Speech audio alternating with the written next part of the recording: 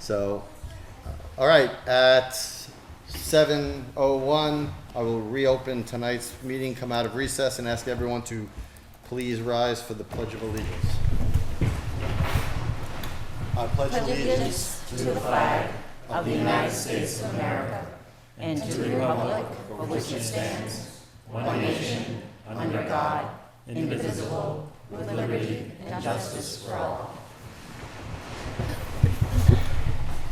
Okay, good evening, everyone. We're going to take things out of order because the Council on Aging and the Eagle House has a fundraiser tonight, so we are going to jump right to Council on Aging interviews. We'll come back to public comment, don't worry. But we're going to take the Council on Aging interviews for the 2 vacancies effective July 1st, 2019. We have 2 candidates. I believe we have members of the Council on Aging here as well. So if we can get Mr. John Pizzenti, please. Come on down.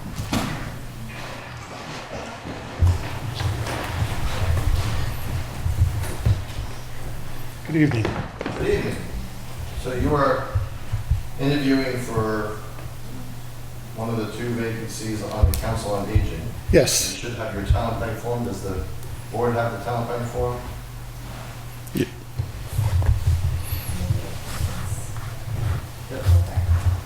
So tell us a little bit about yourself and why you want to serve on the Council on Aging.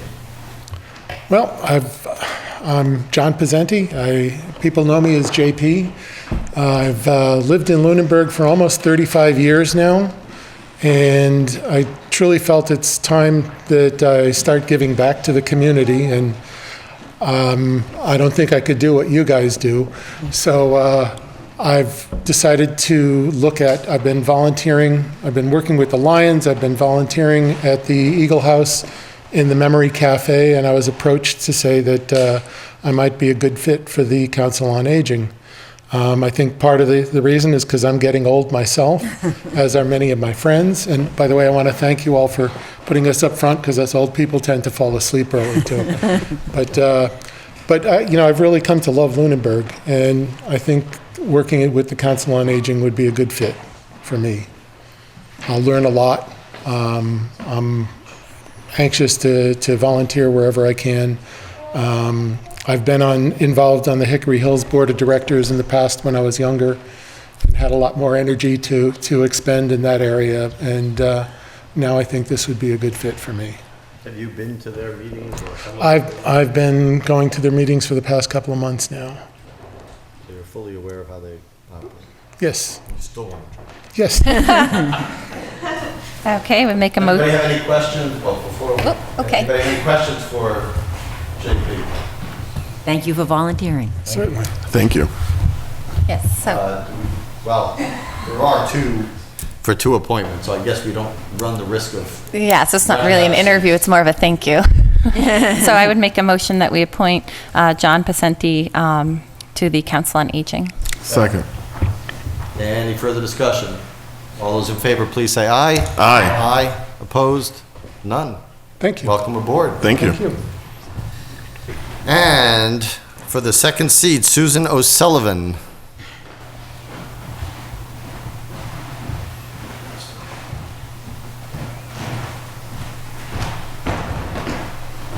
Good evening. Good evening. So there's no surprise. I'm going to ask you the same thing to introduce yourself and why you want to be on the Council on Aging. Okay, I've lived in Lunenburg for 33 years on Hickory Hills Lake, and I'm a retired physical therapist and professor. Taught physical therapy for 38 years at BU and at UMass Lowell. And my professional expertise is in the area of geriatrics and rehabilitation. So I think it's a good fit. I've done home care in Lunenburg for the Neshoba Nursing Service, and currently I volunteer at Tower Hill Botanical Garden. Oh, it's a lovely place. And you 2 have been to some of the meetings with the Council on Aging? Yes, and I'm also a friend of the Eagle House, supporter, and of the library. Excellent. Anybody have any questions for the Thank you for candidate? stepping up to serve. Glad to serve. Actually, I've been waiting 5 years. I've had my name on the list and there hasn't been an opening. So I persevere. We always wait for people to be seasoned. That's I move, in motion. I move that we appoint Susan O'Sullivan to the Council on Aging. Second. Any further discussion? All those in favor, please say aye. Aye. Aye. Opposed? you. None. Welcome aboard. Thank you. Enjoy. And good luck for the rest of the people from Council on Aging here to your fundraiser. I'm sorry I can't be there to... We can? Sure. So let's do reappointments. Okay. So reappointments for the Council on Aging. So we have 2, I believe, right? 3. 3. Mr. Lincoln, might as well start with you. Why not?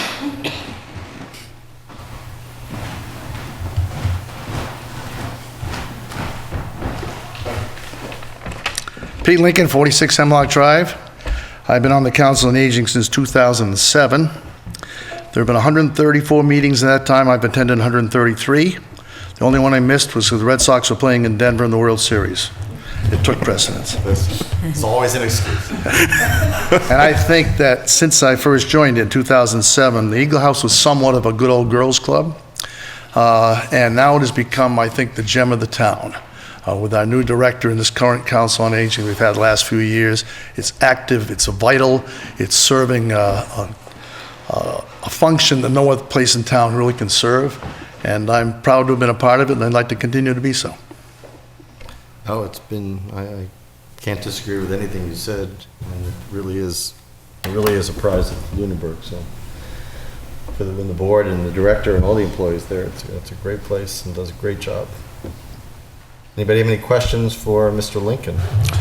No, but I have a comment. Mr. Lincoln, you have been a staple of our community for a very long time. And I really appreciate the work that you and your wife do for all of us here in town. Thank you.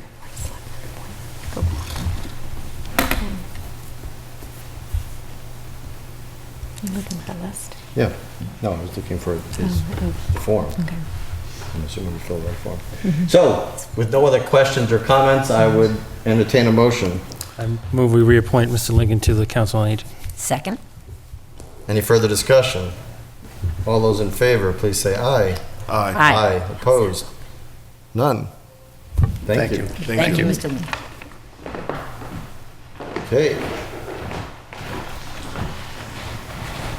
Up next would be Judith Tarbell. Is she here?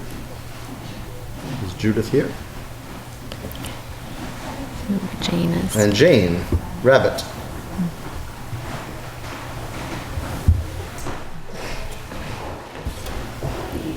Good evening. Jane Rabbit, 314 Townsend Harbor Road, and I've been on the Council on Aging for 6 years now. I just see really good things happening, and I'm really happy to be part of it. I've recently got involved in the movement to make Lunenburg a dementia-friendly community, and I love volunteering for the Memory Cafe, and I would like to continue. Any questions? Any questions for Mrs. Rabbit? Thank you for your service. Thank you. I would entertain a motion. I move that we reappoint Jane Rabbit to the Council on Aging. Second? Any further discussion? All those in favor, please say aye. Aye. Aye. Opposed? None. Thank you. Thank you. Thank you. Okay, so I'm assuming Ms. Tarbell couldn't be here, so we can appoint her when we do all the other reappointments, Okay. when we come back to it. Okay, we are going to, you want to go this first before, these two first? Yes. Okay, so we're going to take our 705 Main Street Bank give back request. And Joni Hanu is the bank manager. Hello. Hello. Hi, my name is Joni Hanu. I am the newly appointed bank manager of Main Street Bank since the beginning of the year. So, Congratulations. Thank you, thank you. So Main Street Bank, we are a small community bank, but we really want to get more involved in our communities and giving back and doing what we can to really be a part of the towns that we service.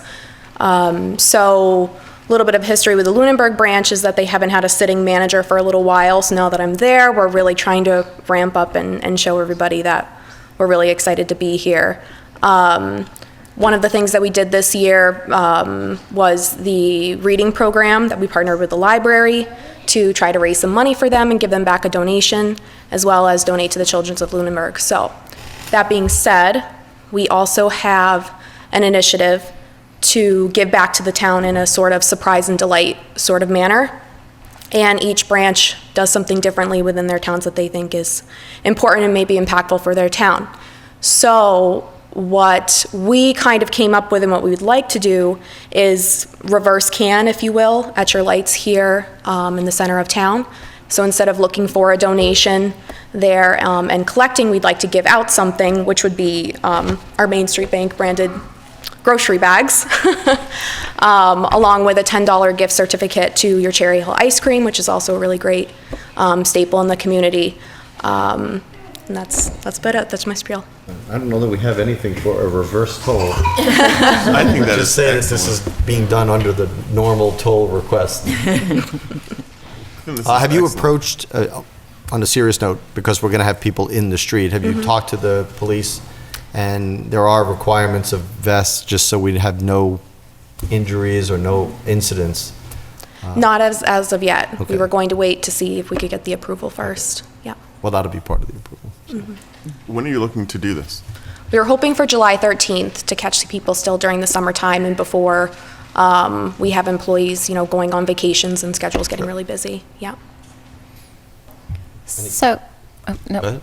I was just going to make a motion that we approve the reverse toll contingent upon the approval of the police chief and any other safety ramifications. Right. It's a little different. People might try to dodge giving, but they might try to keep getting, so I don't know what's going to happen.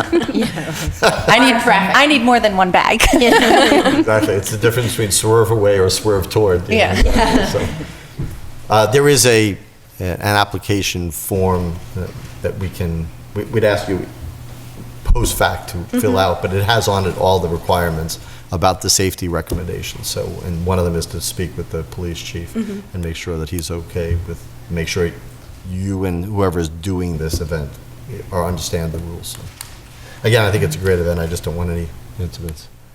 Does somebody have a second to that motion? Second. I do have a question. How many of these bags are you looking to give back?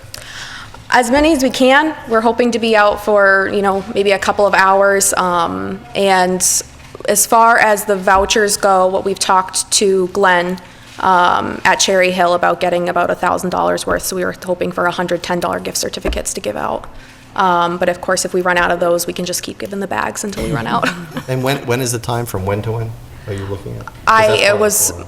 Again, in my head, I'm thinking 11 to 2, 11 to 1 o'clock on a Saturday afternoon. Whatever you say here, just make sure you put that on the form. You got it. We'll check. Yeah. All right, if there's no further discussion, no further questions. I guess upon further discussion, I would just say, as I think through it, we haven't done it before, so I'm not sure if it makes sense, and this will give us the baseline to see if this reverse project works. Like, if there's any confusion, that'll be our tool to think differently next I don't think time. many people are going to want to stand in the center of town giving away stuff. Yeah, So I'm very you never glad- know. I'm very glad that you're the test pilot. It could be the new trend, yeah. And before I forget, I think the only other piece would be, I've talked to my marketing department about kind of making a banner or a sign, if you will, that says, Main Street Bank loves Lunenburg, and to have that kind of up and out while we're doing it, so people kind of know, like, what are these people here for? Yeah, you can put small sandwich boards in the street. Okay. As other organizations have done, that we put them on the four corners, or away from the four corners, but down each of the connecting streets in the center of town. But you can't, unless it's on the side, you really can't there's no place to put up a banner per se. Sounds good. Okay, well, there are no further questions or comments, I would entertain, we have the motion, so all those in favor of approving this reverse toll, please say aye. Aye. Aye. Opposed? None? Good luck. Thank you. Thank you. I also want to thank Joni. She participates in the Dementia Friendly Action Committee meetings as well as a representative from the bank community. Well, thank you for Thank that, you. too. Then we have one, we're going to jump to the ratification of the town manager appointment. Do you want to introduce? Yes. Tonight I'm asking you to ratify my appointment of Carolyn Rossi to the Americans with Disabilities Committee, and Carolyn is here tonight. So I proudly make this a request to you. Would you like to say anything? You don't have to. Okay. Fair enough. How many openings are still on after this? There is one citizen at large. One left? Yes. Okay, good. Well, I'm glad we're getting full. I want to thank you both, by the way, for, we attended together the walk-around center, and, you know, your input of both of you was very critical, so I appreciate your participation in that. I'm very glad to see you come forward to serve on this committee. Sure. So I would make a motion that we ratify the town manager's appointment of Carolyn Rossi to the Americans with Disabilities Committee. A second. Okay. Any further questions or comments or discussion? Thank you. Thank you very much. All those in favor, please say aye. Aye. Aye. Opposed? None. Welcome aboard. Thank you. Okay, in an attempt to be like the red line and re-rail our train here, we're gonna go to the public comment. Now I see we have a full room. You'll also see we have a full agenda. So I'm gonna ask people as they speak. I don't want to deny people, but please keep your comments to the point, and I'm gonna try to keep everybody, any individual person, till 5 minutes or less. So with that, when we get to the public, I'm gonna ask the board if they have any public comment first. Public comment from the board. Yes, I have a public comment, just one. You know, I was sitting back the other day, and I was thinking about the different people that we have sitting in roles in our town. And I have to say, you know, my comment today is I think it's a wonderful thing that we have a good mixture in town government of women and of men. I think that, you know, we all can remember a time, I believe, in which women were more marginalized when they were just the women in the office, so to speak. And it really is exciting to see that we are ahead of the curve with having equality in our government and also in our different positions throughout town. So I just want to just make an observation to the town in that regard, and I think that that's a very positive thing as we continue to move forward. Okay, I have a comment, and it's similar to last week's, and it's pretty tragic, but Lunenburg lost another somebody, actually town employee, on Friday, Katie Kiefer, and actually I believe it was within the last week or two, we had appointed her to lifeguard. So her mother is Miss Nass, or Jen Nass, the lead lifeguard at the town beach, and her daughters, Liz and Katie, are twins, and they lifeguarded at the town beach, but they also ran a ballet program in town. They ran a daycare in town that a lot of children went through. She was 40 years old. She leaves behind 2 sons that are in the Lunenburg schools. And so I just wanted to thank her and her family for how special the town beach has been for all of us. Katie taught swim lessons. Everybody leaves a void when they go, but some people, like this for everybody who's connected within any of these spaces, ballet, town beach, it's a huge loss, and I just wanted to acknowledge her and her family, and again, thank them for all the, I guess, dedication they've given to Lunenburg and how important they all are. So I feel like I keep doing these, but, so hopefully this is it, but I just feel like I saw her name when we appointed, and maybe it was a bit symbolic that we did, and I'm very, very saddened that this has happened. Very well said. I mean, our condolences, obviously, to her family, friends, and the community, and everybody who knew her.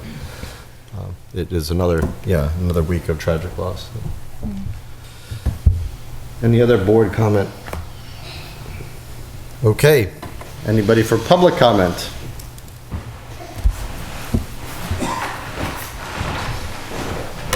Brian Rossi, 750 Northfield Road. And I would just like to thank the board, I'm not sure, or the town manager. We made, when we did the walkability study, we had spent some time with the chair, newly elected, reappointed, talking about potentially moving the handicap spot from that back spot where the really uneven brickwork is up to at least the middle spot, because that's a little bit more level of ground to get out onto.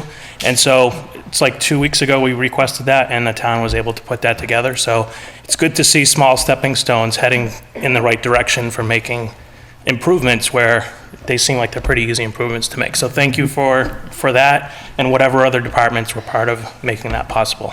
Well, thank you for pointing it out, as I said in that meeting. I mean, from someone who, as Carolyn, someone who lives it every day, it's a whole lot different than us trying to imagine what it's like to get around, to use that part. And yet when you brought that to my attention, it just became so evident that how would we have chosen that? But I mean, I think that's what happens, and that's why your involvement was so important that day. And and I appreciate that we were able to that it made sense and we were able to do it. And I guess to tack on to that, the request I would have is that it be part of potentially the overall project of making the sidewalks better, to eventually have a proper cutout, so that when someone pulls up and they have someone that's disabled, they can actually wheel a chair or crutches or whatever without having to step up onto the sidewalk. But it's a huge improvement from stepping onto uneven brickwork and potentially falling. So thank you very much. And we're also taking steps to address the lift here in Town Hall, as again you pointed out. So excellent. Thank you. Thank you. And it's true that some things are pretty easy and not cost effective. Just have to know about it. Hi, Anna Lockwood, 91 Main Street. I gave you all a little a use table it lays out the different districts that we have and what kind of uses permitted within each district. So it's going to be less than 5 minutes, but there is a little bit of a logic that I would like to arrive here. So, Lunenburg has a couple bylaws that helps maintain some design standards. And Damon probably knows a lot about this because he was on the planning board when both of these were stated in past town meeting.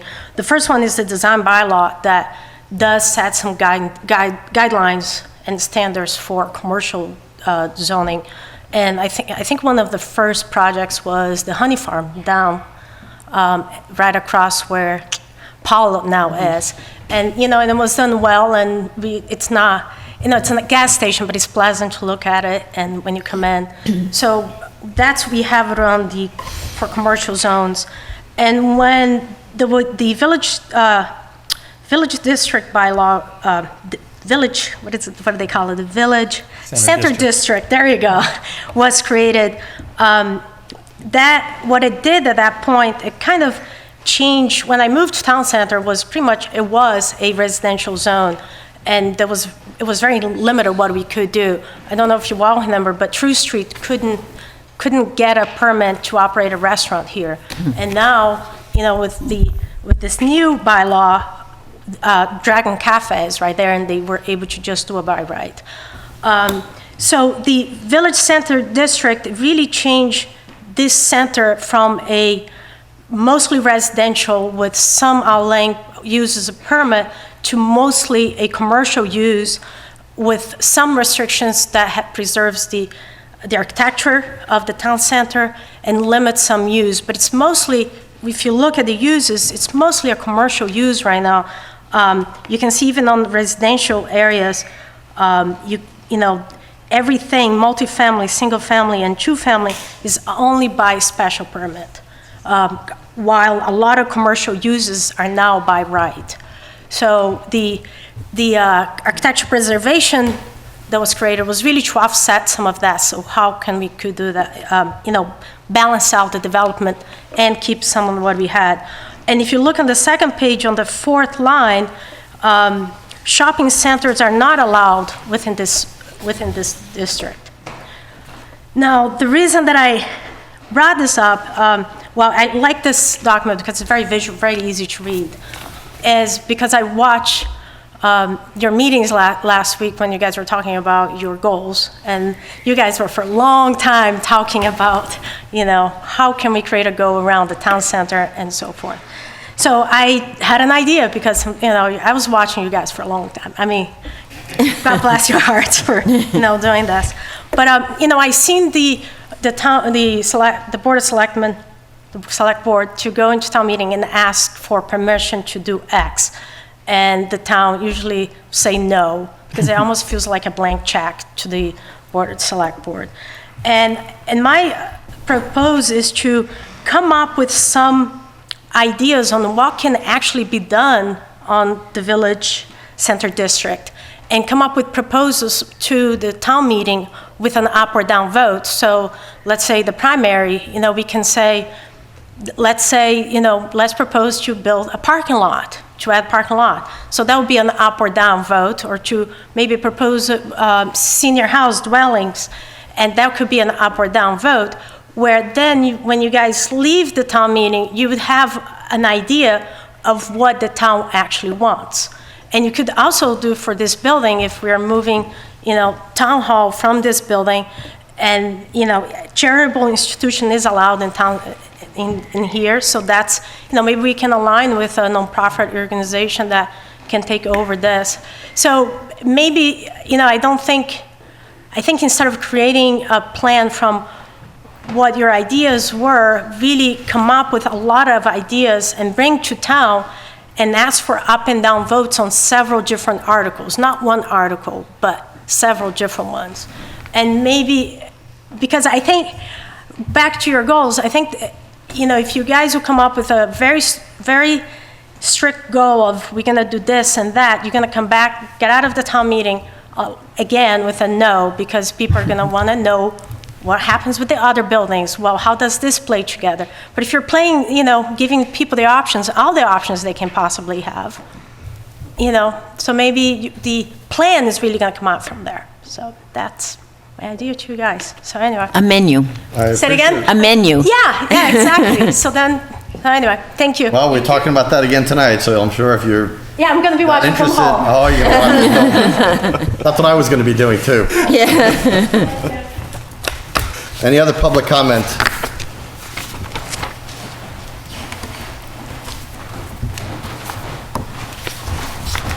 Good evening. Good evening. Tammy Lovewell, 579 Reservoir Road. I'm here to express my concern regarding Lake Shirley and the Conservation Commission. First, I'd like to compliment Lake Shirley Improvement Corporation for its hard work and dedication. It has shown to keep the lake clean and enjoyable for its intended purpose, which is recreation. As a matter of fact, we bought on Lake Shirley 12 years ago because of the lake improvement program that's in place. As a new board member, I look forward to being part of the Lake Shirley Improvement Corporation. It is concerning to me that the relationship between the Conservation Commission and the LSIC has become non-productive when it had been a good working relationship prior to 2015. The LSIC requested an extension of the current order of conditions in September of 2018. And instead of approving or denying the request, the Commission took several months to approve an amended order, and when asked what environmental or public safety concern warranted the amendments, the Commission gave no answer. The order of conditions does give the Commission the ability to amend an order if there is an environmental or public safety risk. So I ask again, what was the risk being addressed in the many additional pages to the original order of conditions? This is in fact the very point that triggered the passionate response by taxpayers at the meeting on 5/29/19, which I was in attendance of. Many of who people might consider behaved badly were not even members of the LSIC.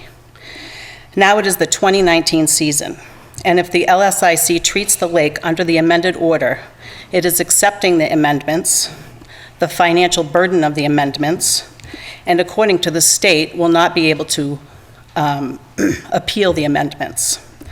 There are already significant weeds in 2 coves. I do have pictures.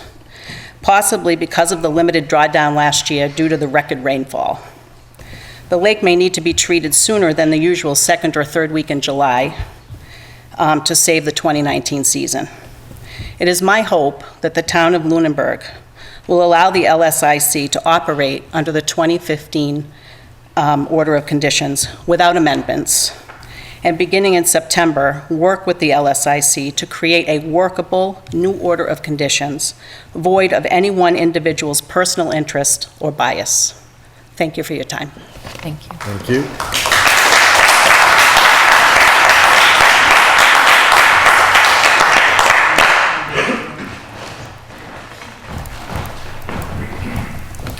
Hi, Cindy Lee Geese, 140 Flynn Road. I am a resident on the lake. We're new here. The first LCC meeting I attended, I sat at the table with them because there was room, and it was a workshop to work on the order of conditions because that's what they wanted to try first. My biggest concern is there is no cameras in that building. There is just a recording. Now, when that meeting ended, I don't know whether they shut it off or not, but there was name calling, the LCC person calling one of our lake people emotional and yelled at me, "Don't you think she's emotional?" And I just said, "No more than you yelling at me." And the next thing I knew, he charged right up to me, right in my face. And I turned my shoulder, and everybody from the lake had left, and all of the LCC members were in little groups talking, and I caught their eye, and they would look back down, and not one person said to that man, "You are within 2 inches of her face. Please step back. It's unprofessional." I did go to the police and make a report, and I went to the town manager and made a report. I did not file the report because I felt like the retaliation, the stories I've heard of all this same person over and over again, just stay away from him because he'll come after you. And I thought, wow, not what I want to do. But at this point, I feel like if I had come sooner, maybe other people would step up and talk about their issues that they've had with this person, and it would come to the front and you would know what's going on. And I welcome you to talk to the chief, see if he can pull up that report that I did do a video for. Thank you. Thank you.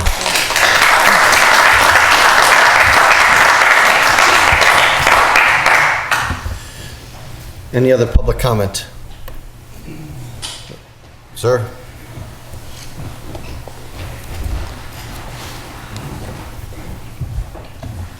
My name is Joel Swenson, 17 Ruth Street.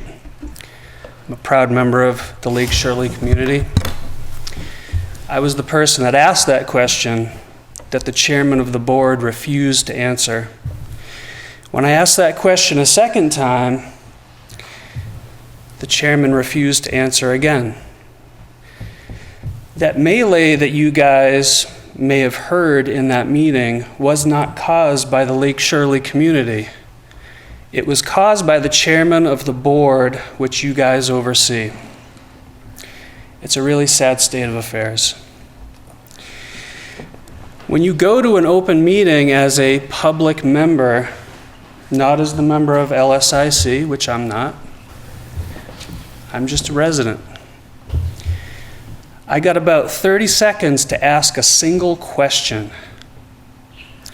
That board member gave a lawyer of the LSIC about 20 minutes of undivided back and forth conversation time.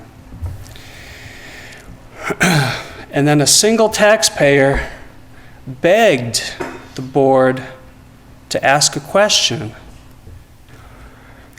And he refused to answer. And when the public said, "Why won't you answer his question?" he said he refused to. So basically, you have a rogue board on your hands that you guys are in charge of. And it's an absolute shame. Because now I'd like to tell you a feel-good story.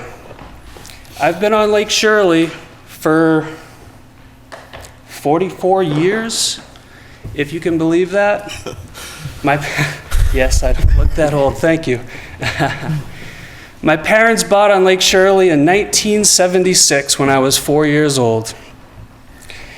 And we love the lake, we love the town. I've been a resident on and off since then. I've lived in Lancaster, I've owned in Worcester. Now I'm back in Lunenburg. I bought the house that my parents bought on Lake Shirley. From 4 years old to about 18 years old, the punishment that my parents would give us when we weren't good, because if you can believe it, sometimes I wasn't good, was that we had to rake weeds. We had to rake a lot of weeds. I have raked piles and piles. Probably in my lifetime, I've raked a ton of weeds out of Lake Shirley. My experience when I was a kid, when I was water skiing, was you'd fall anywhere in the lake and your legs would get wrapped up in weeds. It was disgusting, but we still loved the lake because that's how it was. We didn't know any different. I left the lake and I came back 4 years ago and I bought, the lake is amazing now. What's changed since I was a kid?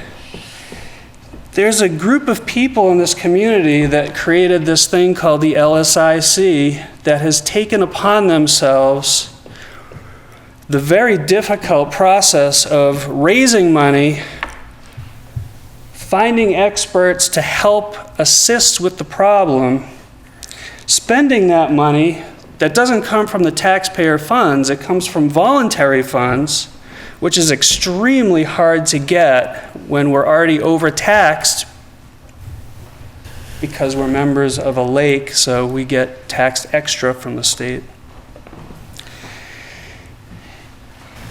And the lake is beautiful now. My experience today isn't getting wrapped up in weeds. This morning I took a stand-up paddleboard ride and I saw an eagle, saw him catch a fish. Last week, I saw a guy catch a 4-pound bass in front of my house. We never used to catch fish like that. This lake is healthy. This is a successful program. And it's not a program that gets successful because they started it a year ago. It's successful for 10 years worth of hard effort. 10 years of public fundraising, not coming from the taxpayers' money. 10 years of work, attending meetings, meeting with experts, doing what the experts recommend, not what we feel like doing, what the experts tell us is the best thing for the body of water. This is Lunenburg's body of water that they own. And we have to continue to go to these meetings and fight against a commission when the program is successful. Imagine if the program wasn't successful. Imagine how hard we'd have to fight. That doesn't make any sense. It doesn't make any sense at all. I'm a taxpayer. I pay money to the town to pay for these boards, and then I pay extra money to take care of town property. And now there's a publicly funded organization that has to sue the town, which costs me the money that I paid in volunteer work, and then it costs my taxpayer money, so I'm getting double and triple and quadruple charged for a successful program. What is going on? This makes no sense. All we ask on Lake Shirley is that we can continue to run a successful program. But we have to fight the town that we're taking care of. I think it's a shame. And you guys oversee the board that is causing us all these problems. The program wasn't successful before the LSIC, and we're doing what the state recommends we do. We're doing what the state does when they take over a body of water. Why are we fighting against ourselves? This makes no sense. I would really appreciate if this board could help us. And I would appreciate if the Conservation Commission could work with us, the townspeople. Forget about the acronym LSIC.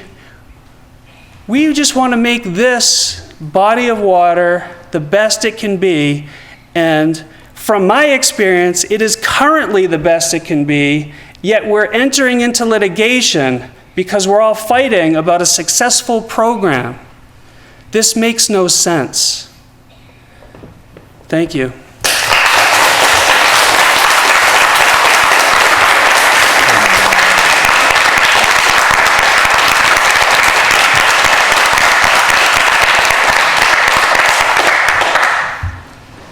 Any other public comment?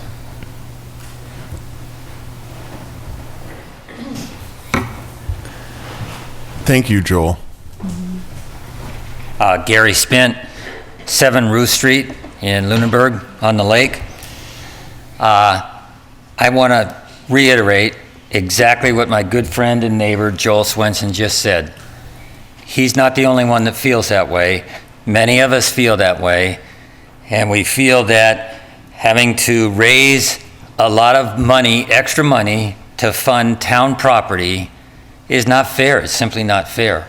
I happen to be in charge of a golf tournament that we ran, a very successful golf tournament that we ran, that raised a lot of goodwill and raised thousands of dollars. And that money, instead of going for lake treatments, is now it's having to go for other things that LSIC is doing. And I just want to state publicly that there's a lot of people, and I'm proud to be Joel's neighbor. I'm proud to be a member of Lake Shirley, and I'm proud to be a member of the board of Lake Shirley Improvement Corporation. And I implore you people to act in your capacity as overseeing and take this bull by the horn. Thank you.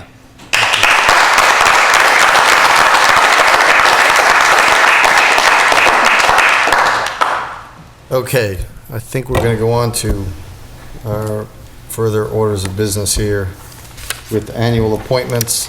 We'll go back to revisit annual appointments that are effective July 1st, 2019. These are appointments by both the Board of Selectmen and the town managers. They're in 2 groups. Could we make one appointment before then? We certainly can. Go ahead. We're Okay. going to have the ratification of town manager appointment of a DPW heavy equipment operator. Okay. So I'm requesting the board ratify my appointment of Robert Walsh for DPW heavy equipment operator. And Mr. Rodquins, the DPW director, is here as well.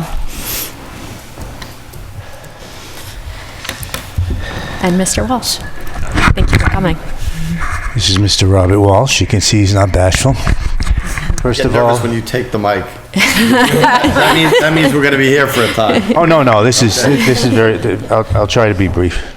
But first of all, I haven't been here since the board came together with new members. Welcome, Mr. Jeffries. Thank you. Congratulations on the election.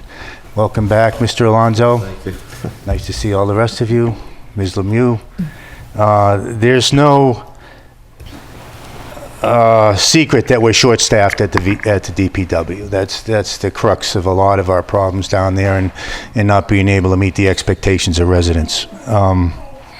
So as we go through the application process, and we've got a good number of applications, and I've got to tell you, we've had some really great people apply, but people that just have no experience in this kind of work.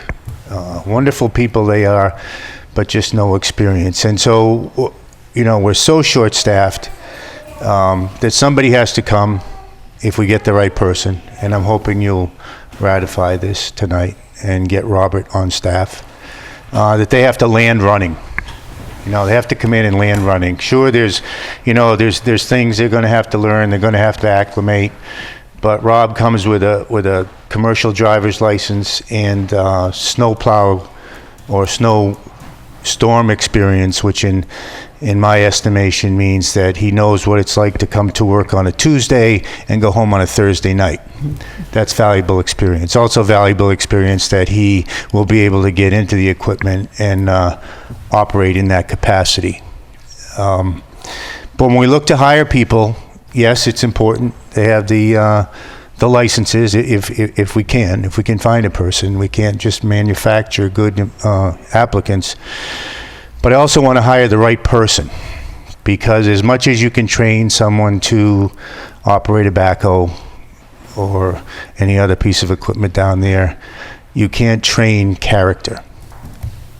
And so it's much more important, in my estimation, to hire the right person with the right character. And in this short time, I'm optimistic that we have hired that right person, or at least we haven't hired him as yet. We're going through the process and getting a little ahead of myself. But I would appreciate it very much. This will get us started on the road. To have more people, just simply more people there, more people that can work. It's summertime. I mean, with vacations and whatnot, we still have 2 openings for anybody that would like to apply. But I would appreciate your confidence in Rob, as I have, and I'll leave it up to you at this point. Mr. Walsh, would you like to say anything? I got to tell you, Tom. Okay. I got to tell you that. I didn't think you were that. Don't make his new boss a liar. I told him I appreciated that he came, and but I said public speaking was not a prerequisite for working at. He doesn't have to speak. We've already had somebody I understand, and maybe he's more courageous than I was years ago, but this can be a little intimidating. He's a big boy, I understand that. In fact, he's slightly larger than me, so as are most people. But I can answer any questions you'd like. He was boss or his agent. There you go. I am looking forward to looking for the town. It's something I've been thinking about for a while, and has stepped up, and we had a few meetings, and we had meetings also, and yeah, it's something I'm ready to go with, so thank you. Excellent, thank you. Thanks for coming forward. I would make a motion that we ratify the town manager's appointment of Robert Walsh to the position of the DPW heavy equipment operator. Have a second. Second. Any further questions or comments? Yeah, I have a question. And you may have said this, Mr. Rodriguez, at the beginning of this, and I was kind of taking up some notes from the public comment section.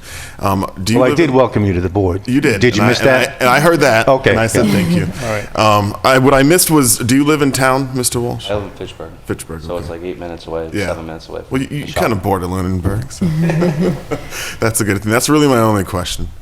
And thank you for choosing to apply to work in our town. I know that Mr. Rodigans, does not offer such glowing reviews easily. So I think that has a lot of weight. Anybody else? He took my comment because I was going to say the same thing. Obviously, you come highly recommended, so that's a good sign from both the DPW director and the town manager. All right, if there's no further questions or discussions, all those in favor of appointing Robert Walsh as a DPW heavy equipment operator, please say aye. Aye. Aye. Aye. Opposed? None. Thank you very much. Congratulations. Congratulations. Okay, would you like to go through your appointments first?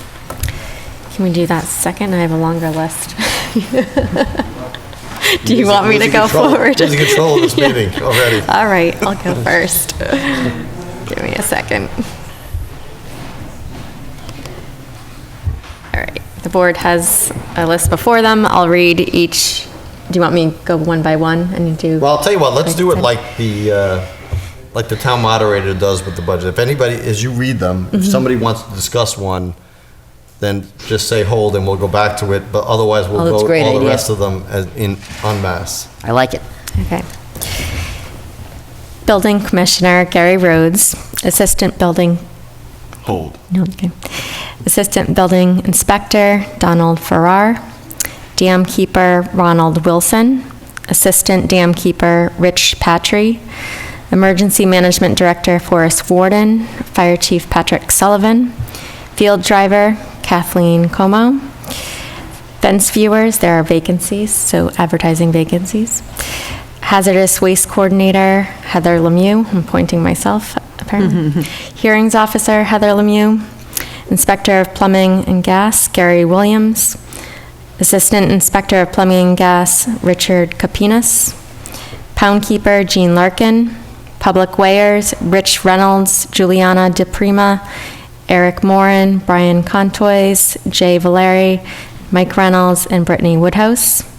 Inspector of Weights and Measures Stephen Coulain, Inspector of Wires John Bury, Assistant Wiring Inspector David Stone, Races Control Officer Ralph Swick, Brian LeBlanc, Janine Swick. I'm sorry, that was Assistant Radio Operator for Brian LeBlanc. Tree Warden Jack Rodequins, Veterans Service Officer TJ Blauser, Police Officers, Full-Time Officers Chief James Marino, Lieutenant Tom Gamble, Sergeant Sean Connery, Sergeant Josh Toshi, Sergeant Sean Zarate, Detective Sergeant Jeff Thibodeau, Officer John Brock, Officer Jacob LaChance, Officer Kayla Ledger, Officer Joshua Matthew, Officer Bradley McNamara, Officer John Moriali Jr., Officer Gage Russell, and Officer John Wagner. For Reserve Officers, Officer Ramon Cabrera, Officer Benjamin Campbell, Officer Samuel Christensen, Officer Aaron Considine, Officer Robert DaCosta, Officer Robert DeConza, Officer Don Latart, Officer John May, Officer Lisa Milnicki, Officer Cameron Monroe, and Officer Chad Statler. For Townsend Special Police Officers, Chief of Police Richard Bailey, Deputy Chief James Sartell, Lieutenant Mark Giancotti, Sergeant Kimberly Matson, Patrol Officer George Reedy, Patrol Officer Mark Francis, Patrol Officer David Phillips, Patrol Officer Jeffrey Giles, Patrol Officer Michael Marchand, Patrol Officer Christopher Lowe, Patrol Officer James Landy, Patrol Officer Shanane Harrington, Patrol Officer Eric Modica, Reserve Officer Tony Brennan, Reserve Officer Christopher Van Voorhees, Reserve Officer Austin Cody, Reserve Officer Thomas Khalil, Reserve Officer James Marchand. And for Shirley Special Police Officers, Chief of Police Samuel Santiago, Lieutenant Alfreda Cromwell, Sergeant Jared Yanis, Sergeant Robert Romilly, Detective Matthew Ulano, Detective William McGinnis, Officer Kyle Dodge, Officer Charles Curran, Officer Christopher Tucker, Officer Dean Parlon, Officer Joseph Riley, and for reserves from Shirley, Officer Alan Rice, Officer Jesus Ostrolanza, Officer Benjamin Lima, and Officer James Dugan. So with the exception of the hold, I would entertain a motion with, And Mr. Chair, I just would abstain from a vote towards the wire inspector. That's he's all. going to pass, so don't. Yeah, I just not formally voting, And I would just ask the question. although I do thank support his appointment. I just have a question, and this is without any judgment on the performance at all of the building commissioner, but I would like to, it's a very important role within our town. Are we privy to the performance reviews of these employees? No, they would be considered personnel records. That's my only question. And right now, I think we're very grateful for any building inspecting professionals that are currently working for us, or else we'd have no building inspections. Mr. Rhodes has been filling an interim building commissioner while we've been undergoing a search for this position for quite some time. I think we're like forcing him to work at this point, I feel like. Begging. are you okay with him being included then? Absolutely. All right, so then I would entertain a motion with the whole roster that the town manager gave for her appointment. Actually, do we need to? We don't need to ratify these, do you? These are your direct appointments. Can't hurt to approve yeah. them anyway. Yeah, Some right. maybe ratifications Sure. as well, I though. move we ratify the town manager's appointments for 2020. Second? Any further discussion? Just my abstaining from the one vote. It's family. It feels like the right thing to do. I understand, but these are en masse, so unless you're gonna, we're not gonna do one specifically for that. So Right, I we'll just feel like I'm supposed to, so I would put that in Okay. as part of the motion. Gotcha. All those in favor of the roster, please say aye. Aye. Opposed? None? Thank you for all the people who continue to fill these positions. Yes, And thank you for the town manager for offering this list to us. Now we go to ours. So our reappointment, we request talent bank forms. It was voluntary if people wanted to be here. Is there anybody who is here because of their talent bank form and wants to speak?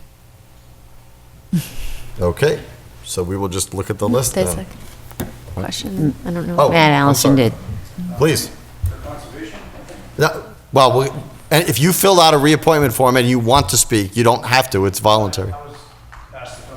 That would be my question. We were going to specifically do conservation because it was the only one where talent bank forms, where there was more than one person for the amount of positions. I thought that was council on aging, that was the only No, one. there's one. So we had voted to, I thought, go through the reappointment of anything that had a talent bank form that conflicted with the. So there are two people for, 3 people for 2?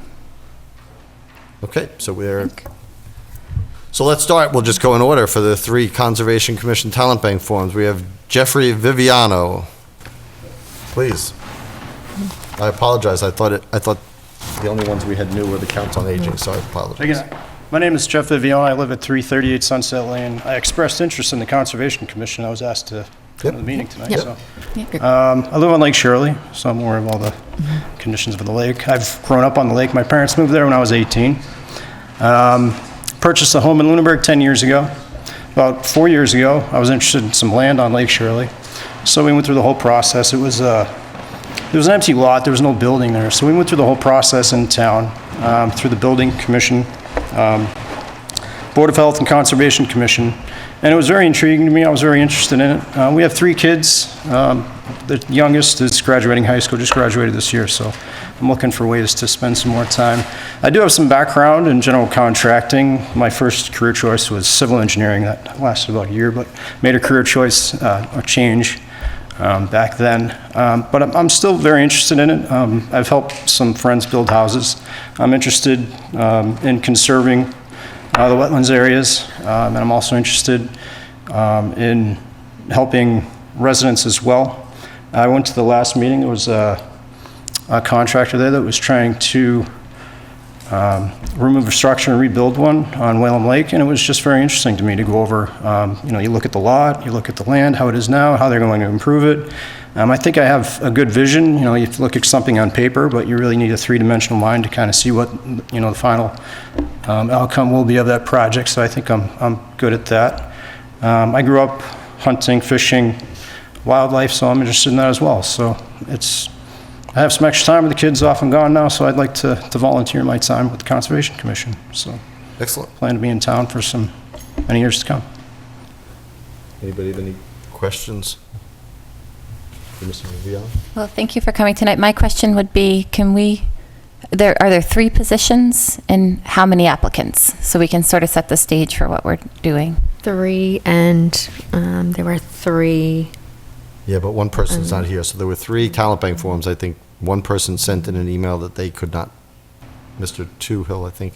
Well, not the talent bank forms, but how many reappointments are we making tonight? It looks like 3. There are 3. And how many total people are present to be interviewing or applying for them? Well, 2 people that are new, that have talent bank forms, and then there was some reappointment forms.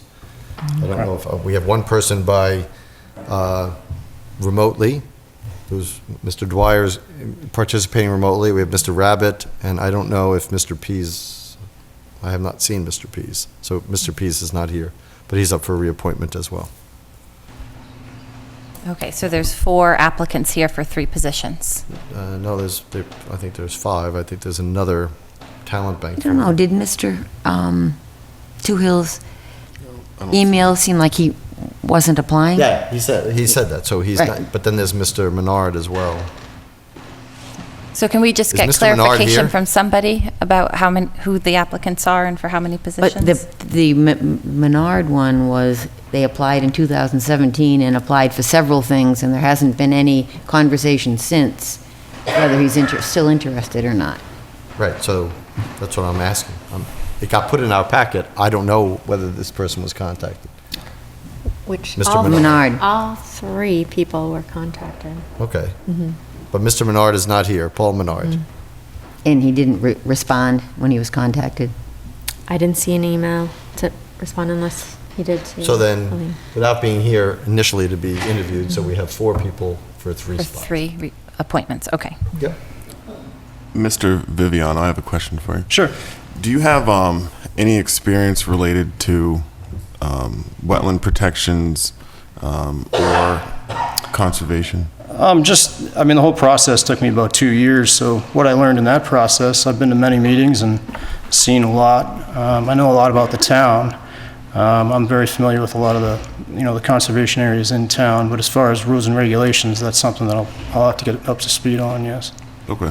There's a lot of, I have a follow-up question for you. What's important to me, I think that, as you may have heard, we're going to reevaluate this process. Yeah. But what's important to me is that we can make decisions, that we can act in a way that's neutral and detached. Yeah.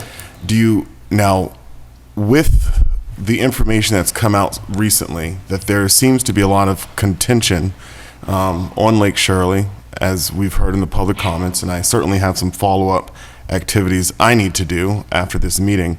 Are you a member of LSIC? I've paid the dues. I'm not a member, or I'm not a board member. Do you believe that you can make a decision that is impartial and unbiased and unpersuaded by your peers and neighbors who are also on Lake Shirley? Yes, I do. I've read both order of conditions that were up, or at least discussed tonight. I think there are some good things, but there are some monetary things that are very expensive, and it's town property, really. So it's kind of a tough line to, but yeah, I think I could for sure.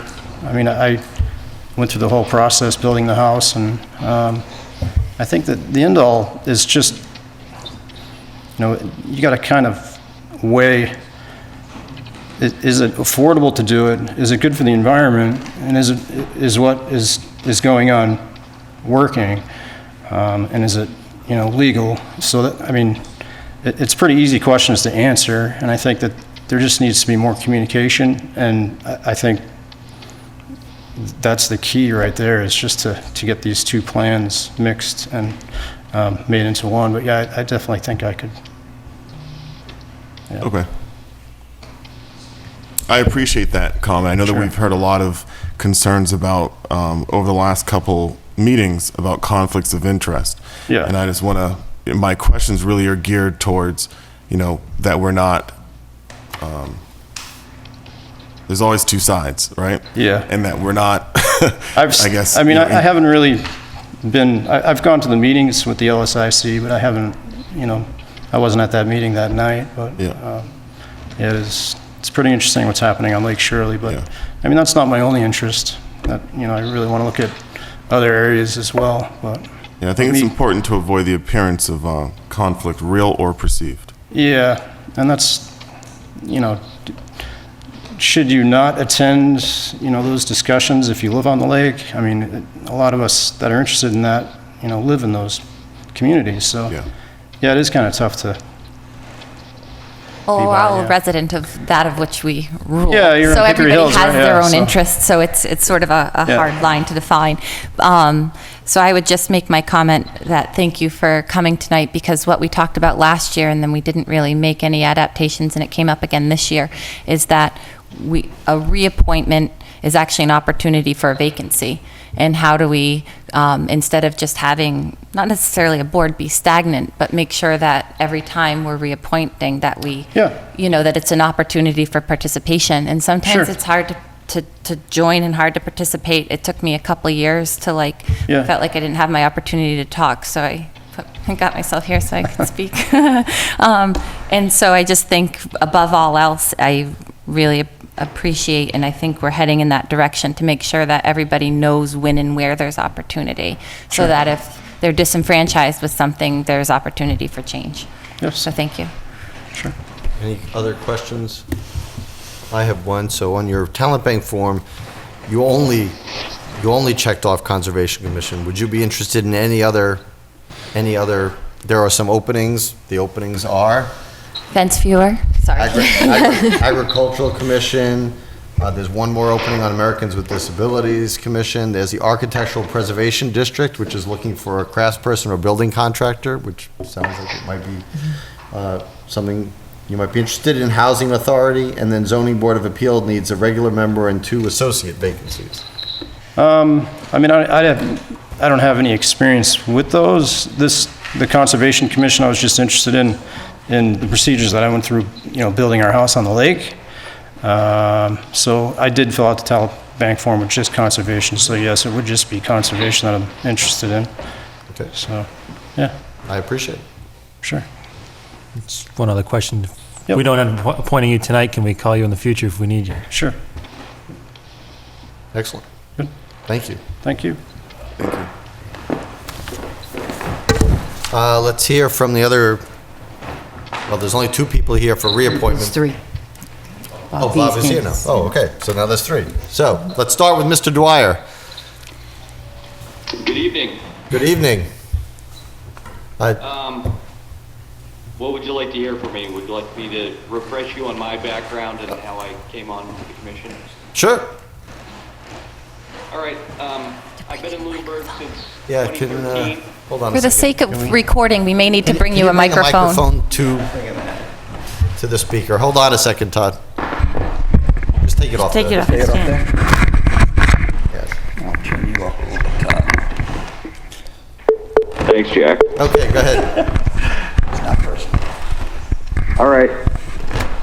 So I moved to Lunenburg in 2013. My background professionally is I have a bachelor's degree in civil and environmental engineering and a master's degree in geotechnical engineering. So I've worked in civil engineering, geotechnical engineering my entire career, about 22 years. I moved back to Massachusetts and to Lunenburg in 2013, and I very much enjoy the town. And kind of like some of the other volunteers in town, I was at a town bonfire, in fact, and put in a talent bank form in 2014, and that happened to be the year we had a mass exodus from the Conservation Commission, so I got put on the board, or on the commission. And that time I was just a commissioner the first few years learning, and then as I've gained experience, I got voted as vice chairman in 2018, so I've got to see some of the interesting politics that go on some of our meetings. We have some pretty contentious meetings, and I think during the times that I've been acting chairman, I've done a pretty good job of allowing the residents of Lunenburg to voice their concerns while balancing trying to keep the meetings moving at a somewhat expeditious pace so we could get out before the next day. And in my time on the commission, my engineering skills have been a benefit. I've helped with things, like the design of the parking lot at the Lane property and some of the bridges on that property. And then because we have so many plans that come before us for projects to be constructed, my ability to interpret these plans quickly often helps during the course of a meeting. And aside from that, I consider myself a pretty even-keeled fellow, and I can disagree with my fellow commissioners, and after a hearing is over, just move on to the next one. So we're never disagreeable. But if the board so chooses, I'd be happy to serve for whatever term you reappoint me for. So thank you. Thank you. Anybody have any questions for Mr. Dwyer from the board? Thank you for wherever you are appearing remotely. This seems very Max Headroom-ish. Especially with Jack. You can't see this, but Jack holding the microphone to an iPad is pretty funny. Jack, since you have the... I'm currently watching a dam being built in Connecticut. Oh, there you go. Always on the job. Thank you for joining us remotely. Jack, since you have the mic, why don't you... I can pass it off. Well, we're going to get to you anyway, so why don't we do it now? Good job. You want to stay or you want to page out? Okay, so you want to hear you were going to vote or not, don't you? Okay.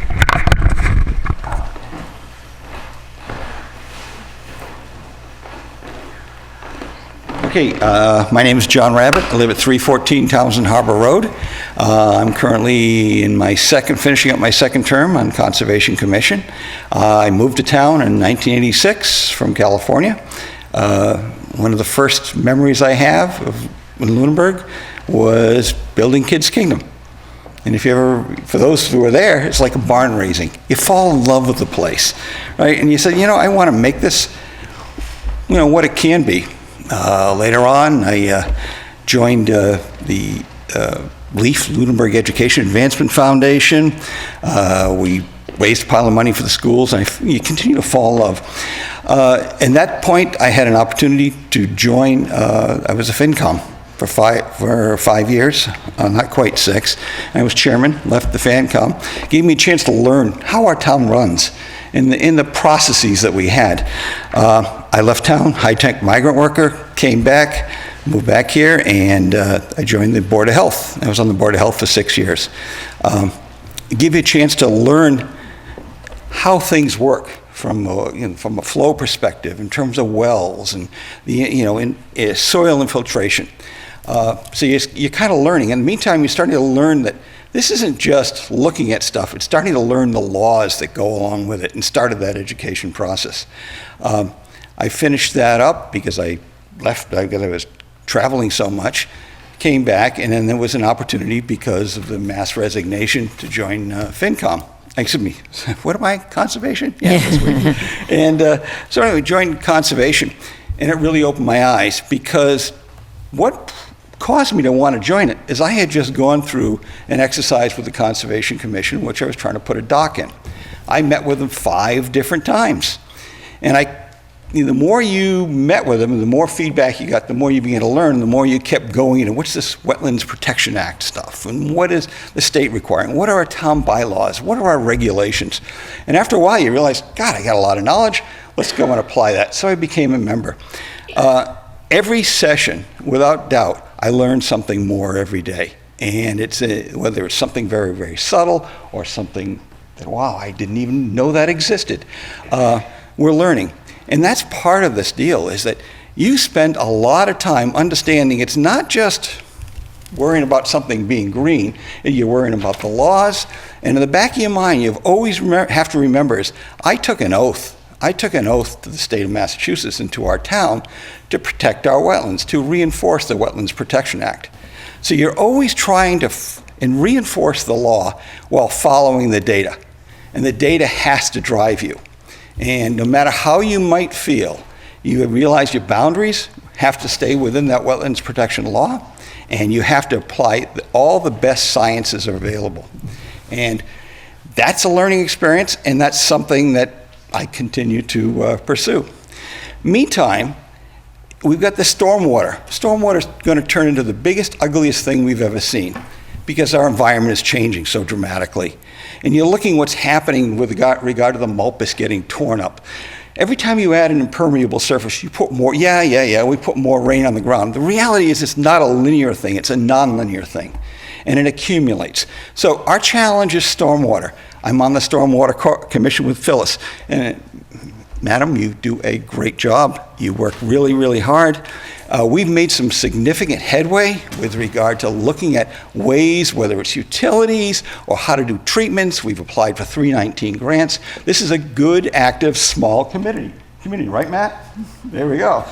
And by the way, we could use some more help, because if we've just met with a town last week with regard to what are we going to have to do to take it from where we are to get it to the next place. It's going to take a lot of community involvement, a lot of education. So that's my primary contribution to conservation, besides learning, understanding the laws and all the sciences associated with it. But it's also our ability to communicate and do communications. Last night, I'm an active member in the Hickory Hills Lake Management Association. We had our LMG meeting last night. We hand out literature with regard to the regulations affecting our lake from a little 3-page handout that one of our members made, and we've used nicely. They're now taking that, and they have a welcoming committee for new members in the lake. They're taking that brochure and moving it out.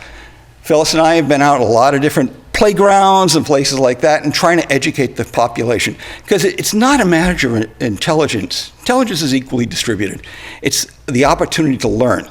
So what we need to be doing is to create and continue to create opportunities for people to understand. And that's what I'm trying to do in terms of create an outreach to the community and move from there. And by the way, I'm an active member in the Lake Management Association. Yes, but I'm not a board member. I have absolutely recused myself from a lot of issues. I was myself and a team were primary architects for the drawdown mechanism and understanding our lake, understanding that 7.5 square miles of our watershed. I recused myself from all those discussions with regard to that particular drawdown. As a result of meeting with DEP, by the way, I've got a lot of friends at DEP now because of that. We produced a 200-page document, submittal document, followed up by another 100-page submittal document. And that's not on top of what the LMG and Paula have put together with regard to their submissions. There's another 100 pages there. There's a tremendous amount of learning going on, and there's a tremendous amount of activity. So I would ask that I be allowed to continue that, working on these committees, and I truly enjoy it, and I love the fact that we got one great town, and it's got its challenges, but I know we can get through it. Thank you. Any questions for I have Mr. one. Rabbit? Mr. Rabbit, do you weigh the financial impact of your decisions on applicants before you make them? My first commitment is to the safeguard of the lake, or that wetland in particular, because that's what I swore to do. I am absolutely sensitive to trying to find ways in which we can help these people meet the objectives while reducing the amount of cost. I have for a lot of, and I've recused myself from those, and we've had other residents on our lake. I've worked with them on designs that worked for the community, and even though they weren't abutters, I recused myself because I shouldn't have been participating. But anyway, to answer your question, Mr. Ray, Michael Ray, excuse me. Michael, I think I know you too, but in either case, I do weigh that. But because you don't have the money, there's got to be other ways of solving this problem. But honestly, I'm not in the position where I would want to compromise my position on making sure I'm enforcing the Wetlands Protection Act to the fullest and utmost. Nature always has to come out ahead because there's nobody else on her side protecting her. And that's what I view my job to be. Thank you. Thank you. Anybody else? Thank you. Thank you, Mr. Rabbit. Mr. Pease.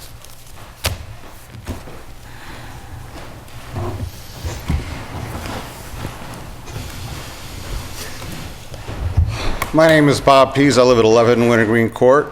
I grew up in Newington, Connecticut. As a boy, I always had interest in nature. I became a Boy Scout and the Eagle Scout, and for 4 years I was the nature director at the Lake of Isles Boy Scout Camp, which is by where Mohegan Sun is now. I got a bachelor's degree in biology, and then I went on and got a master's degree in environmental science / entomology. I have courses in phycology and limnology, which is the study of fresh water, aquatic insects, the whole range of environmental science courses. I then later on got a PhD in educational administration. I went on to become a teacher. I was a science teacher. I taught biology. I taught environmental science. I taught advanced placement physics. I taught advanced placement biology, and I also taught earth science. So I have a strong background in all the different elements that go into, environmental decisions. Lost my train of thought. I was on the Planning and Zoning Commission in Hebron, Connecticut, where I used to live for 4 years. I moved to Lunenburg in 2010. I live on Hickory Hills Lake at the Woodlands. I forgot, I know what I was going to say. I taught an environmental science course at the college level for 2 years, where we talked about, environmental issues. So I lived at Hickory Hills Lake now since 2010. 3 years ago, I became interested in being on the Conservation Commission. I attended all their meetings for 4 months before I was appointed. I started to attend the meeting, I believe, like it was in January or February, and I wasn't appointed until June. So I had a full understanding of what I was getting involved with. Since I've been on the Conservation Commission, I've put a lot of emphasis on our conservation lands and conservation trails. I've worked with the Massachusetts Regional Planning Commission to map all the 22.5 miles of trails that we have on our conservation lands. They're now available through an app and through an online map, and I'm working to more fully implement that. I recently wrote a grant for the recreational trails program. If we get the grant and we've made it to federal review, we'll be able to take and put a "You Are Here" trail map sign at every trailhead and every trail intersection. And we'll put color-coded markers on that will correspond to the map on all the trails throughout Lunenburg. And plus, we'll be able to fund 4 more gates and a bunch of kiosks. I also want to take and fund larger maps to go on the kiosks to show the interconnections. Because you can go like all the way from the Wildwood property all the way over to the Peabody property, through that whole trail thing. And that's one big trail system. Or you can go all the way from the Cowdrey lot all the way through over to Hunting Hills. And that's all another different interconnected trail system. So I want to show people the interconnections. I've served on the Open Space Committee, and I helped write our present open space plan. I've worked since I got on the commission to try to revise the regulations. Presently, our regulations don't allow for a dock. We routinely allow docks, okay? But we have a 30-foot no disturbance zone, and it says, no disturbance. No disturbance means no disturbance, okay? But we routinely allow docks. I think our regulations should say docks are allowed. I think our regulations should say if you buy a piece of property, you should be able to make a footpath down to the lake. I've worked hard to try and bring balance to the discussions between we want to protect the wetlands, we want to protect the environment, but we also want to allow people reasonable access to their lands. And we want to make reasonable demands on our applicants of, what we expect them to do, to comply. To me, if we're going to require testing, there should be a reason for every test. It should inform some decision. And so I bring that perspective, to the commission. And I'd like to be reappointed. I'd be happy to answer any questions. For Mr. Pease? I think he already answered my question, in his answer, but I guess I'll ask it anyway. Sure. Which is, do you weigh the financial impact of your decisions on applicants before you make them? Well, it's a factor. It's a factor. It's like because something might cost a lot of money, it all depends. Like if you file a notice of intent, generally that requires, not always, but generally if you're going to do something complex, you need to hire an engineer. That costs money. But, given the requirements of the Inland Wetlands Act, really, we need to survey locate everything, so that we have documents to go back to. If later on, we're not pleased with something or we want to make sure they're doing what they said, everything has to be survey located.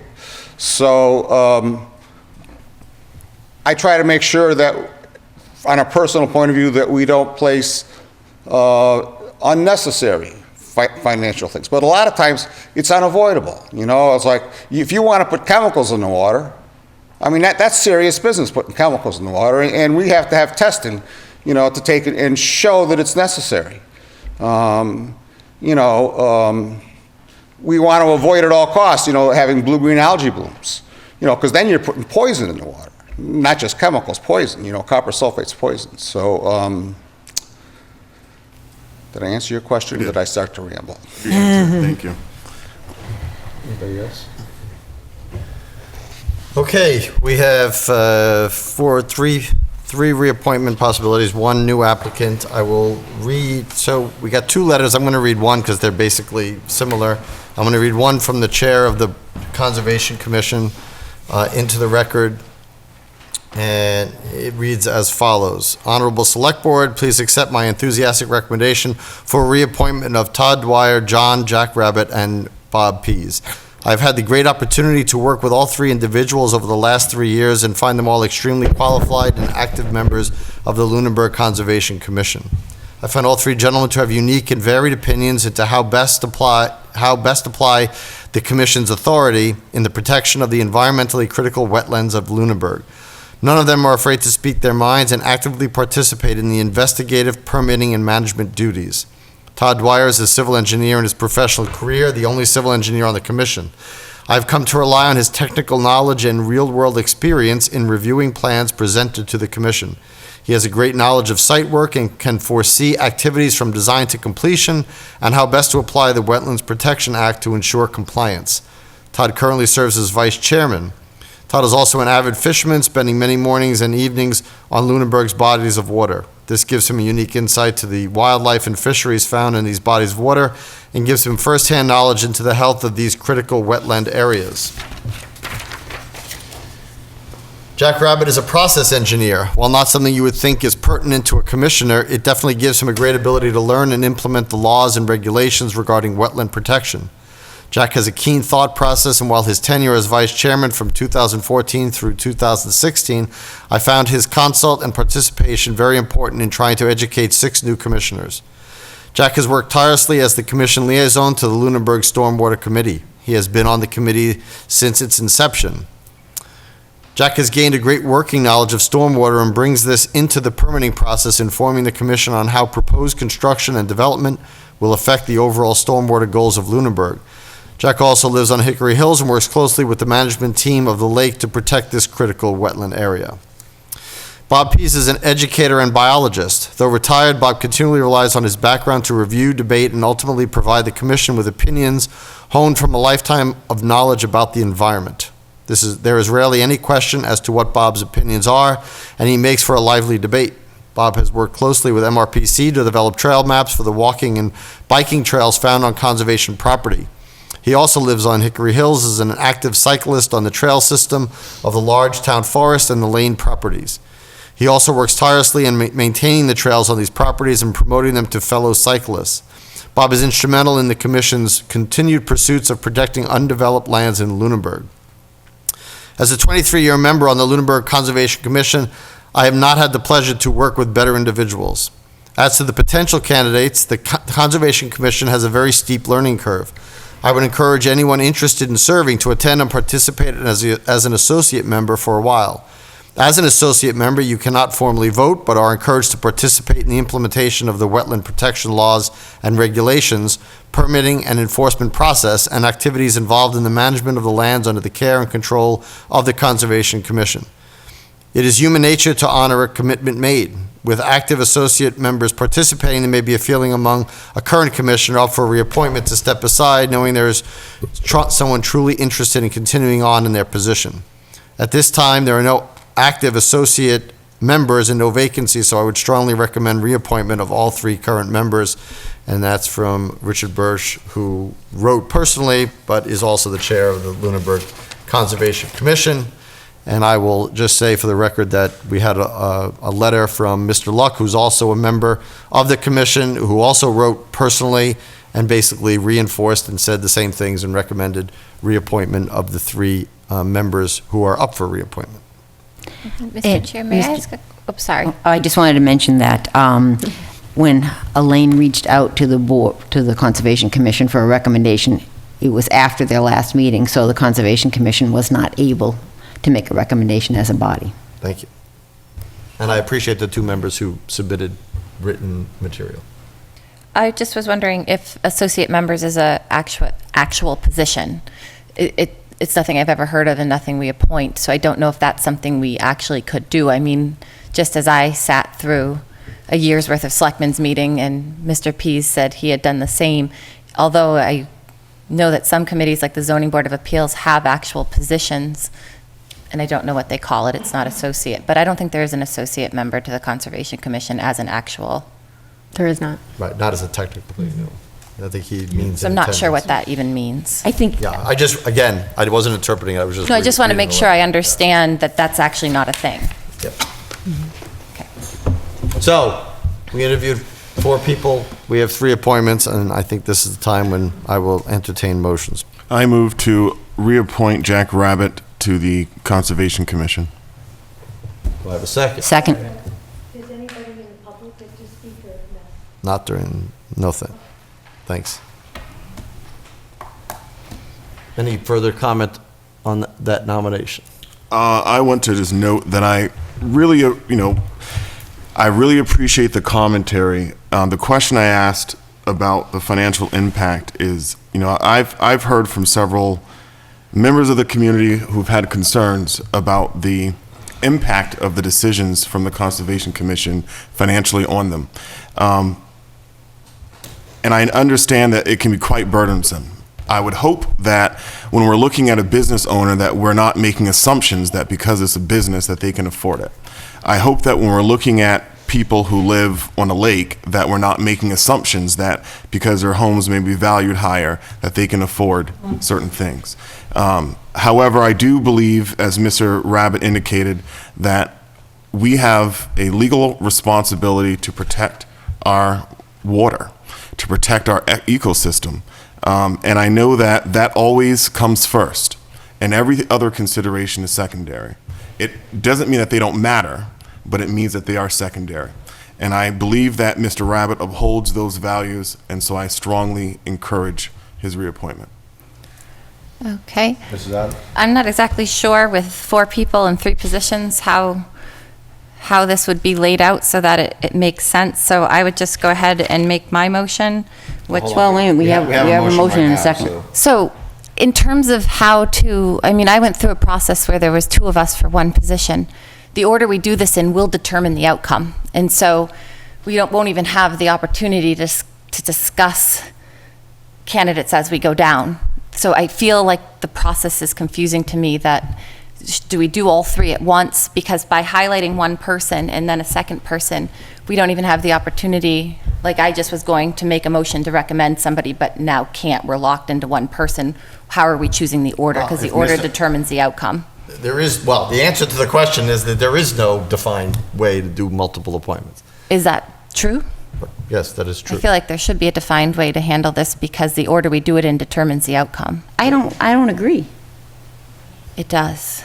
It doesn't. We know that there If are my 4. priority is to nominate Mr. Pease, as we move along, I won't have that opportunity potentially. So I don't know why we're not managing all the openings at one time. We've nominated Mr. Rabbit. We'll vote on his nomination, and then other people will be nominated and voted on. We all know there are 4 candidates, and we all know we can only vote for 3. So we could potentially only end up with 2. See if you, I'm just doing hypotheticals. If we did 1 and all said nay, and did 2 and all said nay, and 3 and all said nay, I'm just, depending upon the Potentially, I guess that is what you just said, potentially is Right, so I possible. just feel like there would be a process where we could each I don't understand how express any of the our- process would be different.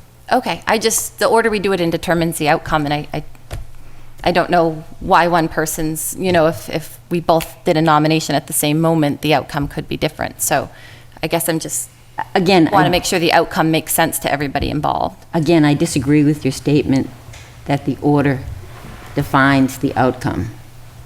So, I think at this point, we have 4 applicants. I think the we've 4 all kind of applicants, we decided. can only vote for 3. We all know that. So do we have a second on Mr. Rabbit? Yes, we did. Yes, we did. Okay.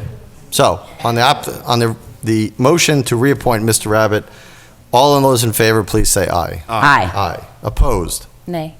Okay, 4-1, Mr. Rabbit is reappointed. Anybody, would you like to make a motion? Sure, I would like to, I guess, I mean, I have 2, so I'll start with my first one, and we'll go through that one. I would make a motion that we nominate Bob Pease, and I would just add to that motion that when I was at a Conservation Commission meeting, dealing with any issue, there had been a statement, let's work on today and move forward. I think that's the best philosophy with everything that goes on when there's compromise needing to be found. And so I really appreciate it. I can't quote it directly, but it was like, let's work on from today moving forward. And I think that attitude will really help anytime there's conflict in something. So Do I have a I'd like to on the second motion? that, All yes. right. Any further discussion? All those in favor of the reappointment of Mr. Pease, please Aye. say aye. Aye. Aye. Opposed? None. Mr. Pease is reappointed. Okay, I would like to make another motion then to nominate Jeffrey Viviano, if I said that correctly. And this is why I didn't want to do it this way, because it determines the outcome. That I guess I wish we could have done it collectively, because I would have nominated also Todd. And the reason I'm nominating Jeffrey is because in my experience in town government, it's very hard to become a new participating member. Sometimes the preference is always to keep it how it was. And so I had to fight through sort of what was a perceived outsider to come in. And so I just appreciate any time an outsider can bring a new perspective, and it's not at the expense of anybody else's position, except that I think it's great to try to give new opportunity. Do I have a second on that motion?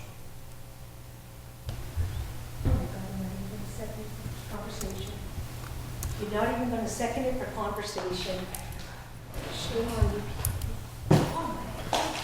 But I lived that, so I understand what's happening. Thank you.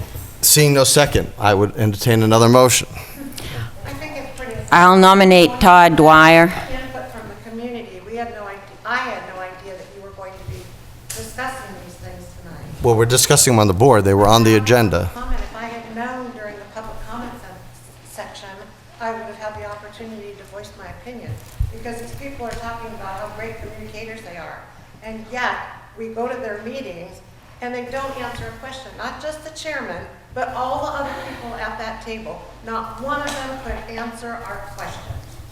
So what kind of a system is this? And thank you, Katie, for your input.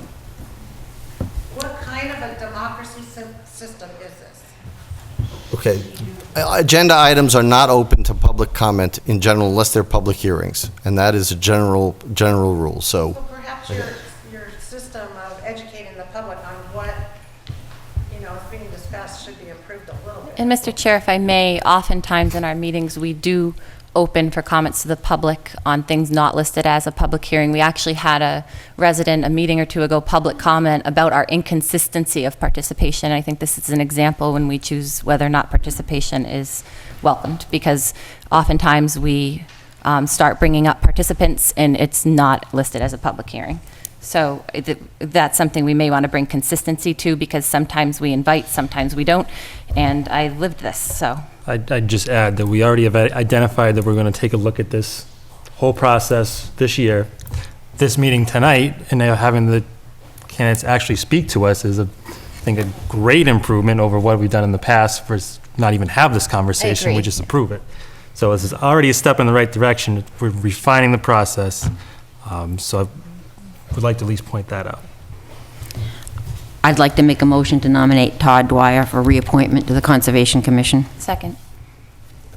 Any further discussion? Yeah, I'd like to add some discussion.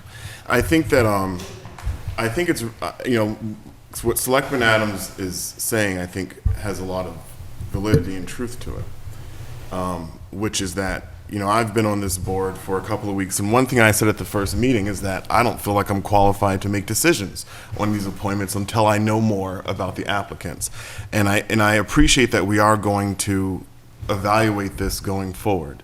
Certainly, to the applicant that it seems that we're not going to nominate tonight, that's, it is not by any stretch of the imagination personal. That as a member of the board, and I'm going to Please. As the member of the board, I've been here now. This is my third meeting, and it is my intention to try to get as much information as possible before I make decisions. I completely understand, what is happening, and we have to, as a board, address the overall concern that I think has been brought up about the Conservation Commission. And I know that we are going to address that at a future point. But here and right now, just evaluating the people that are in front of us, I don't think that we have enough information. So I appreciate you being involved. I appreciate you stepping up, and I hope that you do not withdraw your name from consideration for future openings as they come up, because we do have 2 members that are not being appointed tonight that are going to be open for appointment soon. I just add that I really appreciate Mr. Dwyer's professional experience. He's a civil engineer. He has a lot of working knowledge of all the things the Conservation Commission handles. And I'd add that I really, again, appreciate Mr. Viviano stepping forward. And I really, truly hope that if we do have an opening, he's one of the first people we call. Or run for selectman. And I would agree that I want to, Say one more thing. You talked about please, bias. please. Well, bias on the committee, there's definitely bias on your Conservation Commission against the chemical treatment of the lake and against the working compatibly with the LSIC. And here you are going to re-nominate the exact same people who caused the whole problem to happen. And yes, we've always been in compliance with whatever that thing is. DEP. And you haven't done anything. Can I point out that Mrs. Luck Yes. is married to Mr. Luck? Yes, probably happily, too. He is verbally pushing, like, there was no, I felt like you stopped it, Mr. Viviano's thing, and she shouted out, okay, let's do Todd, or whoever, she's like running, pushing her agenda for that. There was no second to the motion. There was a due length of time, and then she nominated somebody else. And had The procedure is completely proper. I assure you. very biased. If you can show bias, then then so be it. I don't think you can. Somebody's name was put into nomination and not seconded. To Mr. Viviano, I want to thank you for coming forward. I appreciate people always putting the talent bank form. This issue came up about having people run against other people, and this is the exact scenario that I wanted to avoid. This is not us not wanting you on the board. It is now that people are in positions that have certain expertise and they have certain experience, and as the chair, I would agree with the chair's suggestion that it is a steep learning curve, and a lot of these people waited a long time to get on too. So I just don't see this as being a very productive thing. It is not intended to be a slight at anybody intentionally. So again, I just want to say that, and I hope you do stay with it and either go to the meetings or look for another board, or stay with it and wait till an opening is there. Eventually there will be an opening on the board, I can assure you. Mr. Chair, if I may, you said that this process was unproductive, and I think that is entirely false, because democracy requires participation, and when we set all of these committees and things up so that we eliminate and discourage participation and make it sound like a problem, I think it's so much healthier, and I think Damon had already said this, that we had this process where people were allowed to come and interview. I don't think it's unproductive. I think participation is always productive, and And now we've set the stage so that we'll communicate far better that every time we have a reappointment, it's an opportunity for participation. And hopefully sometimes we'll look at a new point of view as an opportunity to always say the people are there, are best suited. May not necessarily be the case, and yet someday maybe I'll be here 30 years from now being like, no, you stick with the person who's here. But my perspective now is it was awfully hard to participate. It was awfully hard to be heard, which is why I put myself through all of this. And I think here we are again representing that we discourage participation. That's what it felt like. Because we didn't, so often people second for the point of discussion, and we could have discussed it, and we could have said, nay, nay, nay, aye, nay, or something, and we didn't even let it get there, which just feels exclusionary. I think that you've, again, contradicted yourself. You're saying that I said that it was unproductive, and yet the very first thing that happened when it wasn't nominated, when the nomination wasn't seconded, was complete criticism of the whole process. People don't have to. There's no obligation. Criticism of the outcome, There's no obligation of somebody seconding a motion, ever. Some people do it No, I out of agree. courtesy, some people don't. That's fine. It's just, it shows, it shows how the process is, I mean, it's a committee we appoint to, and I think our goal is try to make it a more open process. And it was a more open process. I didn't criticize, it's, I guess I just feel like every year, everybody in town should know that they have an opportunity, especially when there's the committee isn't an elected committee, so we have to pay special attention to how can change be implemented. Change can be implemented through participation. At least the opportunity to attempt to participate should be provided, and I think that's what we did tonight for this, and I think that's a good thing. I agree with That's right. But then people were critical of it.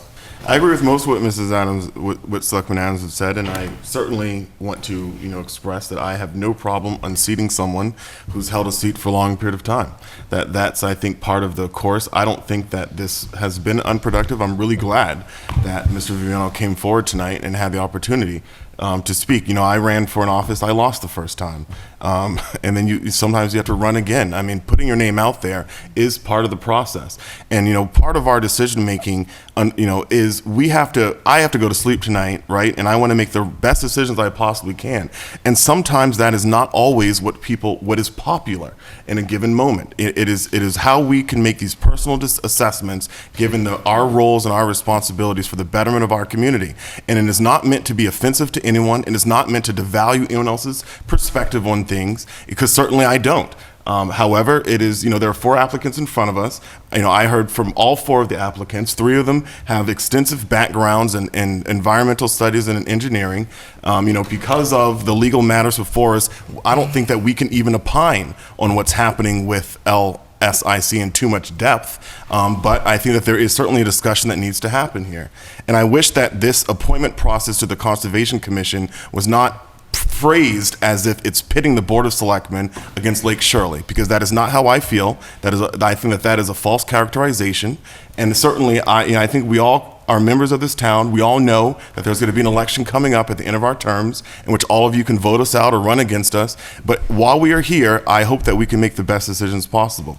And so I appreciate people coming forward. I think this has to be an open process, and I think that we have to continue to have people who come up here and voice different opinions. I joined the planning board without having any experience in the planning board, and it would have been grossly unfair for me not to be able to ever receive that seat simply because someone else had already been there forever and ever and ever. That's not the process we should engage in. I think we have to avoid the appearance of wrongdoing several times. But certainly, as we sit here today, we cannot, just because we have 50 people here who clearly want us to make a decision, just blindly go with it. We have to still make the best decision we possibly can. And so I support Mr. Dwyer being on the Conservation Commission. So, we have one second. We have the motion, and after we vote, I'm going to open it up, although I feel I shouldn't. So all in favor of Mr. Dwyer's reappointment, please say aye. Aye. Aye. Opposed? Okay. Sure. Let's get... Decide among yourselves who wants to talk.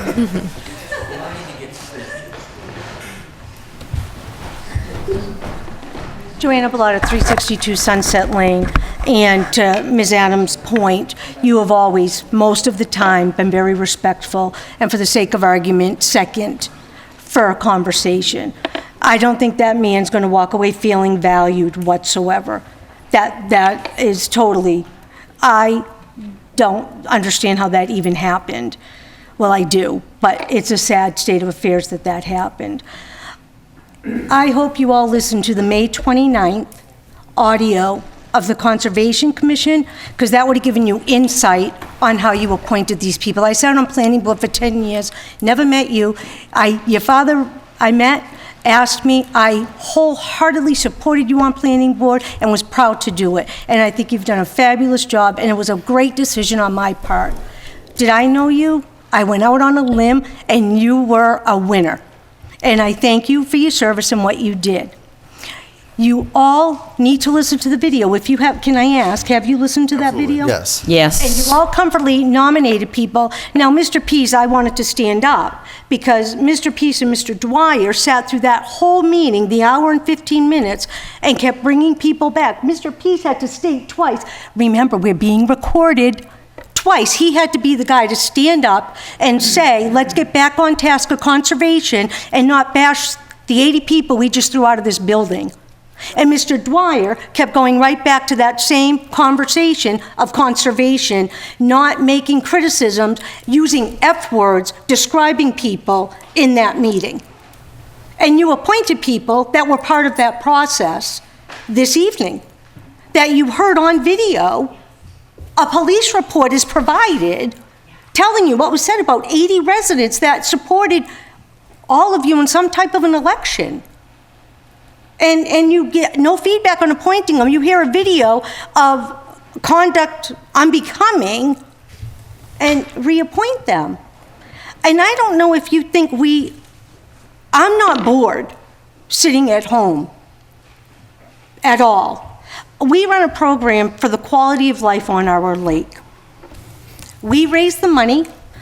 I've had conversation, and Mr. Alonso and I have spoken. He said, well, I really am, it's not come across the desk. I don't hear a lot about it.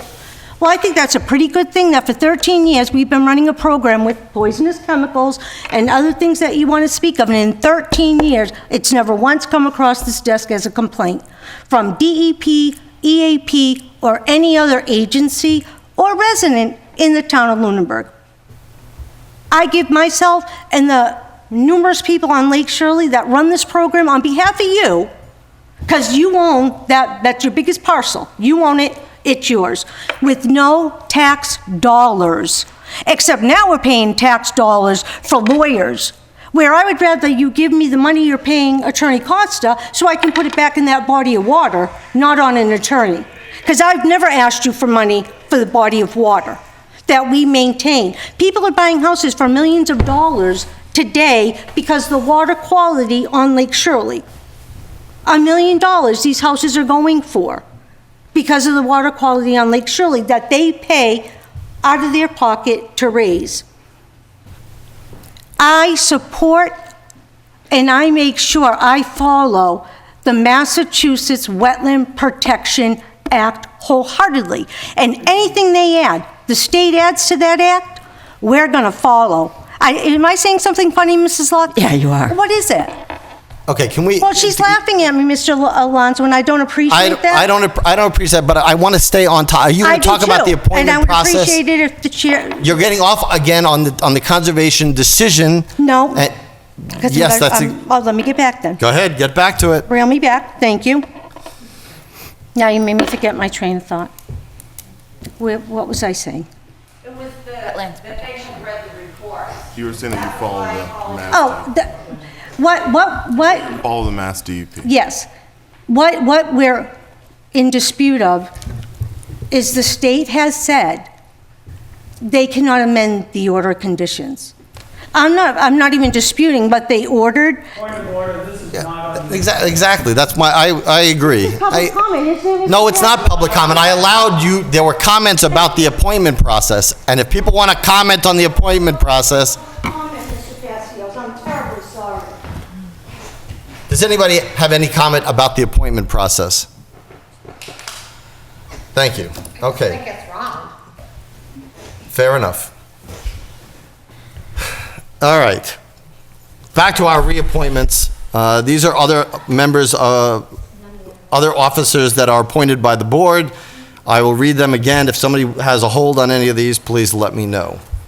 So Animal Control Officer, Kathy Como. Architectural Preservation District Commission, Richard McGrath. Agricultural Commission, Matthew Allison. Capital Planning Board of Selectmen Representative, Damon McQuaid. Clockwinders, Louis Franco, Mike Kidney, Tom Alonso, William Tyler. Constables, Kevin Rice, Alan Herget, John Godek. Council on Aging, the one we didn't appoint, Judith Tarbell, who wasn't able to be here. Labor Council, Merrick, O'Connell, DeMauli, and Logie. Legal Counsel, Mead, Tellerman, and Costa. Mart Advisory, for one-year term, Phyllis Luck. Montechusett Regional Planning Commission, Board of Representative, Katie Adams. Montechusett Regional Technical Vocational School Representative, Barbara Reynolds. Personnel Committee, Dave McDonald. And Senior Citizens Property Taxation Work-Off Program, just him, right? Just Robert Hamill. So hearing no holds, I will entertain a motion on that slate of reappointees. Sure, with just a question, how many vacancies are there on Council of Aging? This is 2 vacancies effective July 1st, 2019. Those are the two that you appointed earlier in the evening. And there's 3 names. Are there 3 openings? No, there were 2 vacancies because people resigned, didn't ask for reappointment. So in and then there are total- 3 people who wanted reappointment. Right, so total of 5. total You of already- 5. You already But appointed there's 2. still vacancies. No. No. Mr. Pezzenti and Mrs. O'Neill, Sullivan. Sullivan were appointed. They Okay, were and then new. we and did then 2 of these 3, and Right. we have 1 left to do. Exactly. Okay. So I'd entertain a motion on this slate as read. Move we reappoint the positions as read. Second. Any further discussion? All those in favor, please say aye. Aye. Aye. Opposed? None. Okay. There are still vacancies, and can we put it up on the website, what the vacancies in the other? It's on the website. It's on the website already, okay. Do you want me to read those aloud? Yeah, so they are, Agricultural Commission has 1 regular member and 3 alternates that are vacant. There is 1 more member of the American with Disabilities Commission, there's 1 vacancy there. Architectural Preservation District Commission, 1 design professional and a craft person or building contractor familiar with historic renovation. The Housing Authority has 1 elected position vacancy that would be a joint appointment with the existing Housing Authority and the Selectmen. And lastly, the Zoning Board of Appeals has 1 regular member and 2 associate vacancies. So if you're interested in those, please apply with talent bank forms, and we will address them as they come up. When they're submitted, they will go to their respective bodies for their review, and then they would come back to the Board of Selectmen with recommendations from those bodies, as well as an interview here. Okay, request from Water District for abatement on building fee.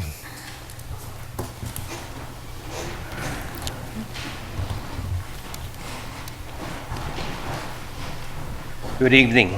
Mark Flagg, 90 Cove Road, Water Commissioner. Fran McNamara, Superintendent, Water District.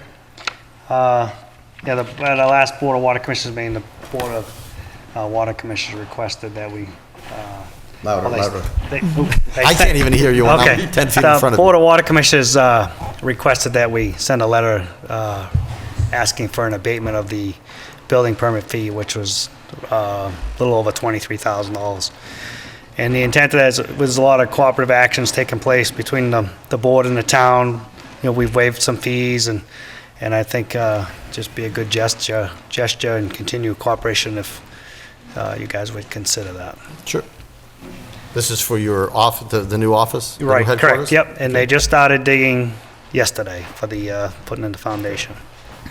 Just for reference, in our Google Drive, there was a letter from 2014 from the water commissioners to then town manager Kerry Spidell, where the water commission waived the fees for the new school the middle high school, basically in the general same amount of, Correct. that they're looking for here. So it is generally a gesture between municipal bodies to do this, not uncommon. I don't know if anybody has any questions for Mr. Flagg or Mr. McNamara. I think you guys do a great job. Thank you. No, and I think the town appreciates the cooperation you have shown. Thank you very much. I would entertain a motion on their request to abate for their building fee. I would like to make a motion that we abate the building permit fee. Second. Any further discussion? All those in favor, please say aye. Aye. Aye, opposed? None. Thank you. Good luck with the Appreciate building. it. Thank you. Thank you. Pay-as-you-throw bag fee and proposed increase. I believe the town manager has a... Okay, can we take one item out of order? Okay. Just do the request to abate uncollectible ambulance receivables first. Okay, at the request of the town, any objection to that? No. Okay. Yes, please. Yeah. Someone's looking up for the finance director, I guess. Well, she also has to be here for the pay-as-you-throw, but the fire chief is Oh, the here. fire chief. Okay, so for the- request to abate uncollectible ambulance receivables. Whoever is presenting this to us, Okay, I can start off. One any of you second. okay. Yep. Ah, okay. Sorry, get my papers in order. So in your packet tonight, there's two abatement requests. And sorry.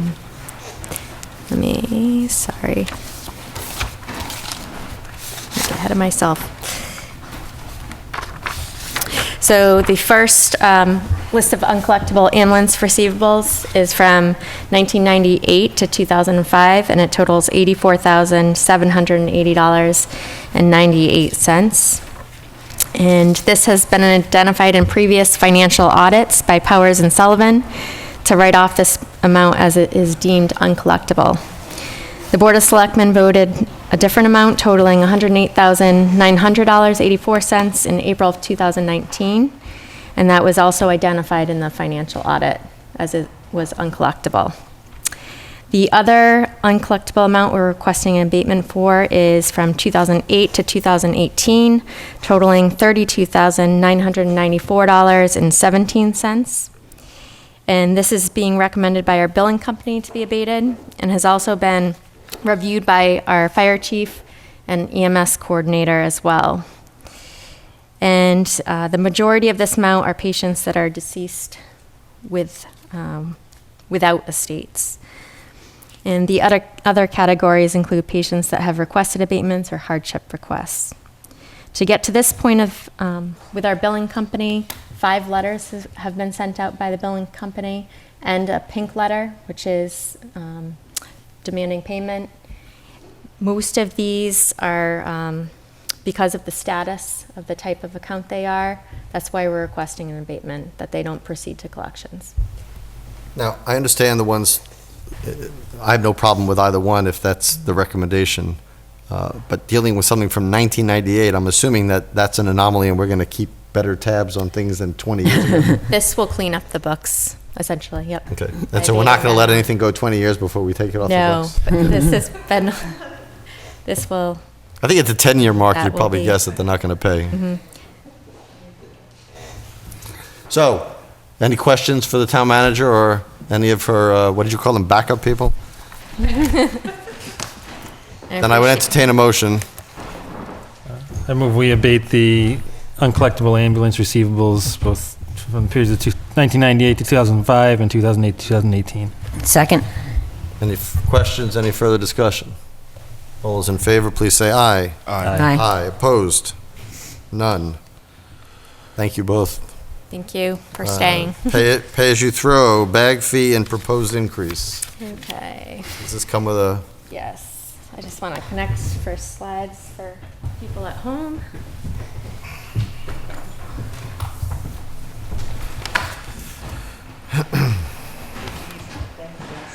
The board has in your packet a memo.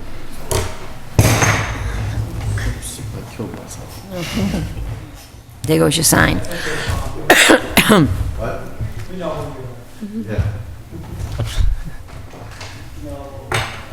For better or worse.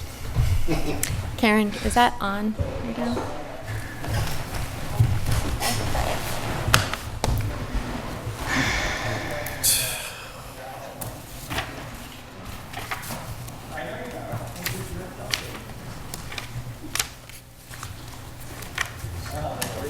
I think-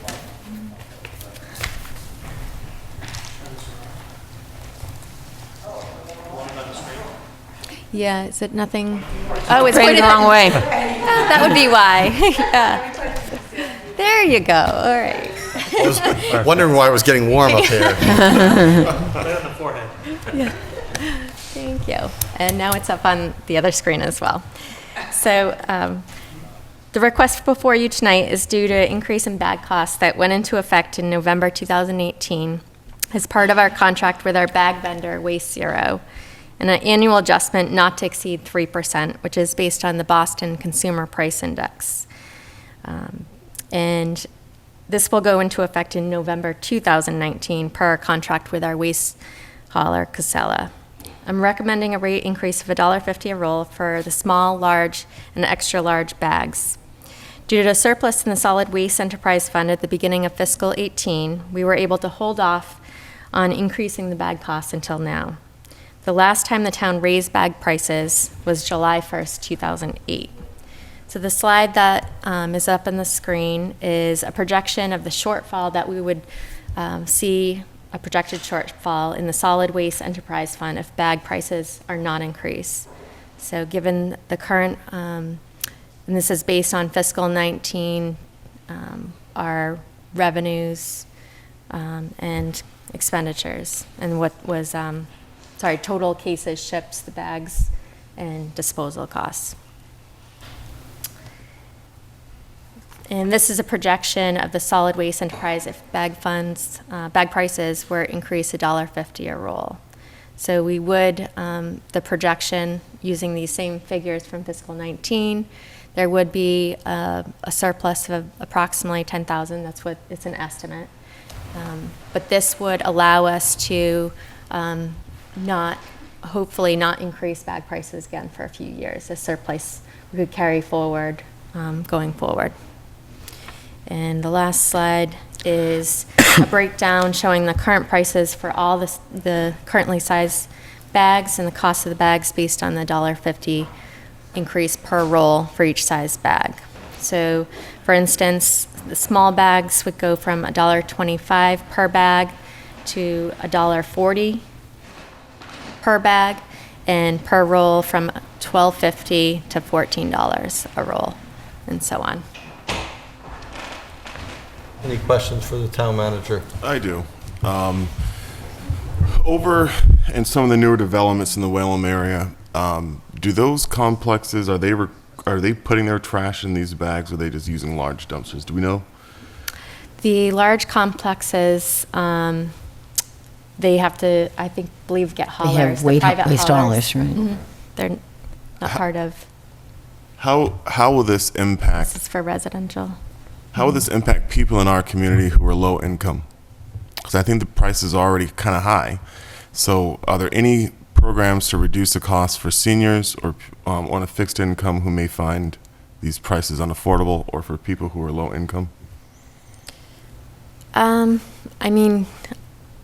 Comparatively speaking to private hauler case, if you compared what people spend on using the curbside pickup, I think it's quite reasonable compared to getting a private hauler. We need to cover our costs for disposal.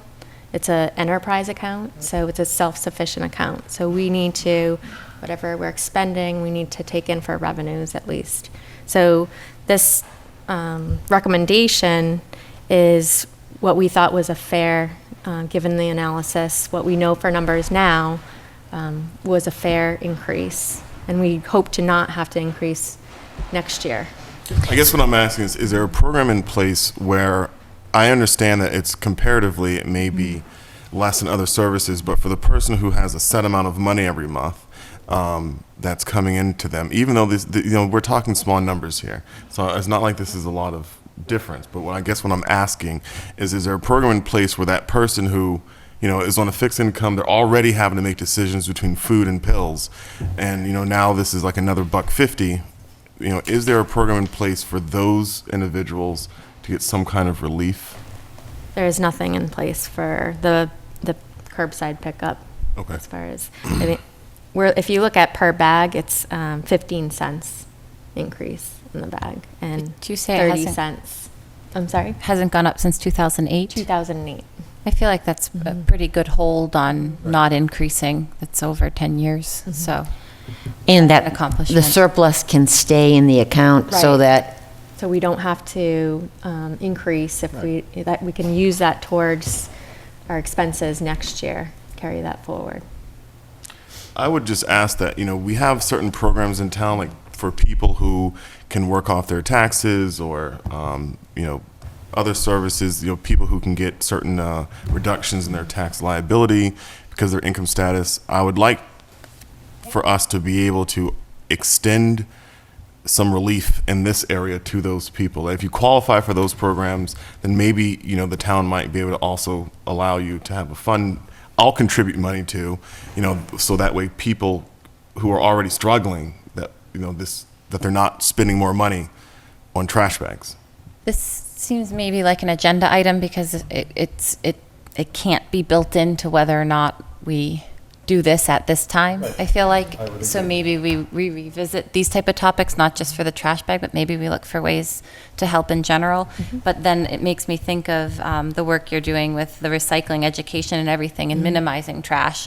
Minimizing trash helps minimize the purchase of the bag. So going in, I think that was in one of your goals, was really working on waste management as a topic, and decreasing it in any capacity will decrease someone's cost of bags. So I think it'll go a little bit hand in hand with your goal. Yeah, it will help a lot with the recycling, especially because it will reduce our contamination in our recycling and improve, that When will these rates cost. go into effect? 30 days after, so the retailer, our Waste Bag, Waste Zero, our bag vendor, has to notify all the retailers of the price increase, and it's 30-day lead time from there. Okay. And Mr. Chair, if we do add an agenda item, how long do we have to, if we were to create a program whereby we were able to tie residents who qualify for certain tax reductions, that we can all, that there'll be if we create an agenda item, we approve this, where there's some kind of fund there, that way they can also get some relief on trash removal, how long would that process take? I couldn't answer. It depends on how it was proposed, under what guidance it was proposed, whether it was in accordance with state law, whether we could, so there's a lot of it depends there. Yeah. Do you have any? So I would recommend that if you were interested in that, I would encourage you to look up how it can be done. If there's other towns and municipalities that have done something similar, and bring it to us. But the answer to how fast it goes depends on the extent of it and what we may have to do in getting legal advice and implementing it. Okay, so I don't think it's feasible to run a program in which we lose money, so I would make a motion that we accept these fee increases to cover the cost of the program. second. Any further questions or comments? All those in favor, please say aye. Aye. Aye. Opposed? No. 4-1. Thank you to the finance director, who was Thank you. very instrumental in the analysis. Thank you, Kurt. And I like to note that my no vote, simply I knew this was going to pass. But I think, it's mostly symbolic, that I think that we have to just be mindful that, even though $1.50 is not much to, I think, most of us, that it is a lot to some people. Thank you, Brian. Thank you.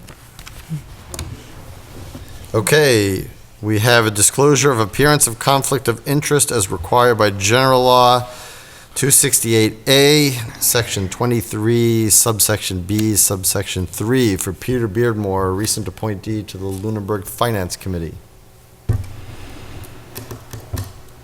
So he has disclosed with us, it is in your packet tonight, indicating what his potential appearance of conflict would be. I don't know if anybody has any questions about what he has written here. No, I think he's just disclosing that Right.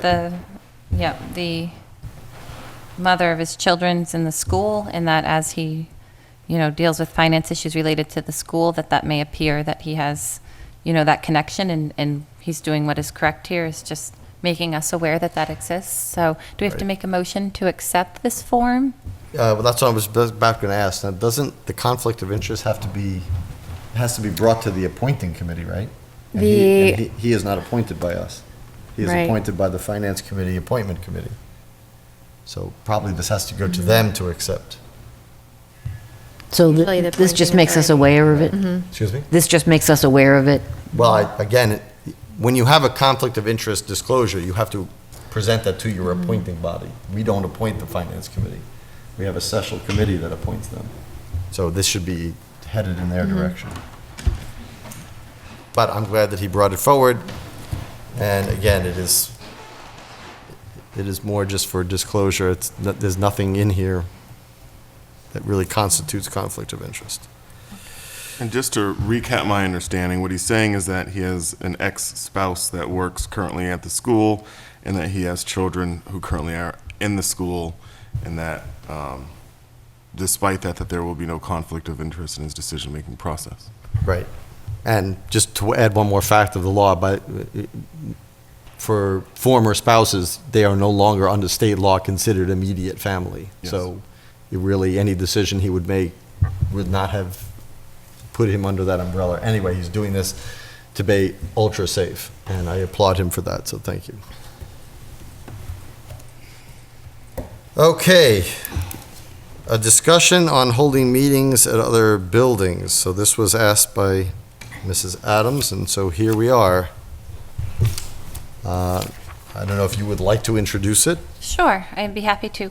I first started public commenting about this topic, I guess it may be as long as a couple years ago, and then bring it up occasionally as a selectman. We often talk about our older buildings and what their limitations are. And then sometimes I try to say, instead of talk about globally the buildings, talk about what is the problem with the building and then find a solution. For me, one of the problems with Town Hall that we've identified is that the lift is a bit difficult. The stairs are difficult. The rise and run is failing a little on them, so everybody has a little bit of trouble. The front door is very heavy. It's hard even if you're carrying a drink to maneuver the door. I've talked about maybe adding a push-button door, which is very common nowadays in many buildings. And so look for the specific problem even in the interim, because it could be years before we have a global one. So the second meeting up here on the second floor, we have extension cords, which are a trip hazard to anybody. We have the difficulty in getting up to the second floor. Parking is limited. And so for some time, I've questioned why we don't utilize vacant meeting spaces that are currently available every time we meet. We have held specialty meetings like building charrettes or complete street meetings in the collaborative meeting rooms at the Lunenburg Middle High School. So those rooms are in a completely ADA compliant building. It's a $72 million building that had the intent of community participation. The bathrooms are ADA compliant. The parking and entry is safer and compliant. And so I've just been saying for a while now, in terms of reaching better ADA compliance, why don't we experiment with free solutions to our current problems? And the one limitation that I was given as a citizen is whether or not we could live broadcast from the Lunenburg Middle High School. And we do have the internet capability. And then, lo and behold, we did live broadcast a Charter Review Committee public hearing from the exact rooms I speak of. And so I'm just saying, in the interim, while we look at our other buildings and we look at our limitations, why not experiment with using other vacant buildings? There's other advantages other than just ADA compliance. One is that the Lunenburg Middle High School collaborative meeting rooms have smart technology. So instead of we have these old projectors and things, even every classroom has smart technology where presentations and things I think would go more smoothly. I think the opportunity to test out other spaces, I've spoken about how I personally don't really like being on stage and literally looking down at people participating. If you get involved with like the State House, they're sitting and you stand and you have the opportunity to address and in, I think, a better format. So I think we could do better than meeting here. We currently have spaces. I know that the internet speed is okay at the Lunenburg Middle High School for live broadcast. I don't think we've tested it yet in the Eagle House. Oftentimes their rooms aren't used in the evening. Their newer, larger room that the kitchen is off of would also make a really nice meeting space for boards and commissions. And when I've had this conversation with people in public, there are some towns that, I mean, for smaller groups like Conservation Commission, they can use a classroom. And so we might be able to solve the problem of meeting in this complicated space by simply not meeting in it. So that's my recommendation. Okay. I have a question for the town manager. I'm sorry, Dean. You want to say something? Well, I was, but you can go if you want to. Mr. Jeffries. I know we have an earmark for, I believe we have an earmark to address our elevator. Is that correct? Not a earmark, but he's talking about I thought there was fixing the elevator. Yes, fixing the lift right over here. We're going to use funds that are in the town facilities account to fix the elevator. Okay. Or fix the lift, because we don't The have lift, an elevator. sorry, Okay. the lift. Because it would be nice to have an elevator. Yes, That it would would. be an improvement. So I guess I don't know why we don't try it. Well, the real reason that we didn't move before was not that we could not broadcast from the other places.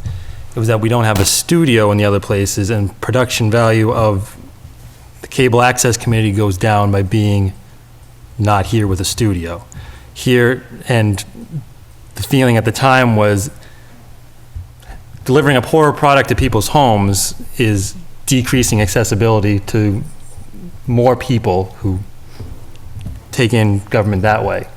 You lose the ability for multiple microphones to capture the conversation, different camera angles, and that was the real limitation. Yes, you can broadcast from there, certainly you can do that, but it's generally one camera, one microphone, and it limits what people at home get from us. Just for point of record, there were multiple microphones involved in any meeting that we've had there, the live broadcast one included. Everybody at the table had a microphone. I mean, why don't we try to figure out how we can do it? Correct. If this building were sold, which is or conveyed or changed uses, which is part of the goal of a lot of people up here, we will indeed need to put cameras somewhere else. And so I think having a room within the Lunenburg Middle High School that is highly capable of producing a good live broadcast would not just benefit our meetings, but could benefit the school system and everybody involved. And there's a piece of equipment called the TriCaster, like 455. It was purchased by the town. It's about $20,000. And I think it's rarely been used. It's owned by PAC, and it gives the ability to live broadcast from anywhere. And PAC has a lot of money, actually. And if we might not be using this Yeah, space. I would hesitate saying PAC has a lot of money unless you know how much Well, money they already PAC have has. the TriCaster. Yeah, no, I So understand. they don't have to I understand spend that. it. I have, I have some concerns about this. I last year was working on a project down in Cambridge to increase accessibility. I think I've said at several town meetings, I know I've said here, that it's something I strongly believe in as a veteran, and I can, as a disabled veteran on some level, I certainly can understand it, and I think it's important. But the project we were working on was at a location in Cambridge, and part of it is that when buildings are outfitted to become ADA compliant, sometimes you're bringing wheelchairs in from around the sides. You have all these awkward configurations, and I think the point is to offer people dignity to walk in the front door like everybody else and receive the same service. And so what concerns me with this idea is that we need a town hall and a building that does its job, that is open to all people of all different walks of life, of all different conditions. And I'm concerned that if we start, as I look around town, I see half decisions. I see a decision to build a new school and not a plan to deal with the old one. I see a decision to build a new town hall, to build a new library, and not a clear plan in many ways on how to improve or deal with the other one. And I'm concerned that if we start relocating and having ourselves in other areas that surely will be better and nicer and feel better, that it almost smooths over our negligence in offering our townspeople a town hall that is accessible, that does its job. And I think that, that's the direction, in my opinion, that we must strictly focus on. So I don't support this. But I do understand the intent. I understand where you're coming from on this. I don't disagree with the notion of it all, which is, well, why not do something now that at least is better? And I understand that. However, I think that we have a history here which we cannot ignore of inaction. And I just don't want to make any steps that will possibly support inaction. Are you thinking that we may renovate this building to be a town hall? I'm not, but I don't certainly have any idea. So if the mindset is we're probably leaving this building, I don't think it costs that much to try something different. I think as a transitional plan that I would support us, if we are at the footing where we know that we're leaving this building, I would absolutely support us in transition, working out some of these other options. But I'm really concerned with us choosing to continue to have a town hall, but then when we have our meetings in this school, and we have other meetings in this school, I think then there is a valid argument. Well, we don't need to move our town hall anymore. That it's that could be true. That could be true. I think we need to be. Doesn't address I think the issues we're going to get to later, which is what are the real reasons why we need a new town hall, which I think has to do with employees under one roof. And as I think I said at the last meeting, Roosevelt, during the Depression, he said, let's try something. If it doesn't work, we'll try something else. I don't know how much it would cost us to try meeting in another building. Just try it. I mean, I don't have an answer to this, but do we know if the schools, for example, the schools are much bigger, do we know if they are using smart thermometers where they're turning temperatures down at 5 o'clock, so now they're going to be heating up a much bigger... We can ask those questions. I mean, I go to meetings in the collaborative rooms and they're not cold. The lights do go out at 10, because I know I was there for a meeting. The I'm charter sure review these are meeting. things that That's are a great. adaptable. That's a great reason to go in there. So I have some things as I weigh this. So first of all, I'm certainly for making things more accessible and doing that. I think that obviously this building is not. I think many of the other buildings aren't. But there are other factors that weigh into it, and just in no particular order, they are. If we talk about the schools aren't under the Board of Selectmen's purview, so we'd have to ask the school committee. That's not necessarily a big hurdle, but it's something we'd have to do. Second thing is, what I want to avoid is a migrating meeting that maybe we can't get the same room all the time, so then we have to start posting about where is the meeting. It's okay to have a one-off meeting, but if you're going to have it 1 week here and 1 week here, and then it's a different room, and you got to post that, no, it's not in this room tonight, it's in another room, that gets to be difficult for people to follow. As it affects the town manager, who's certainly able to speak for herself, but she has all those warrants and all the stuff pertinent to this.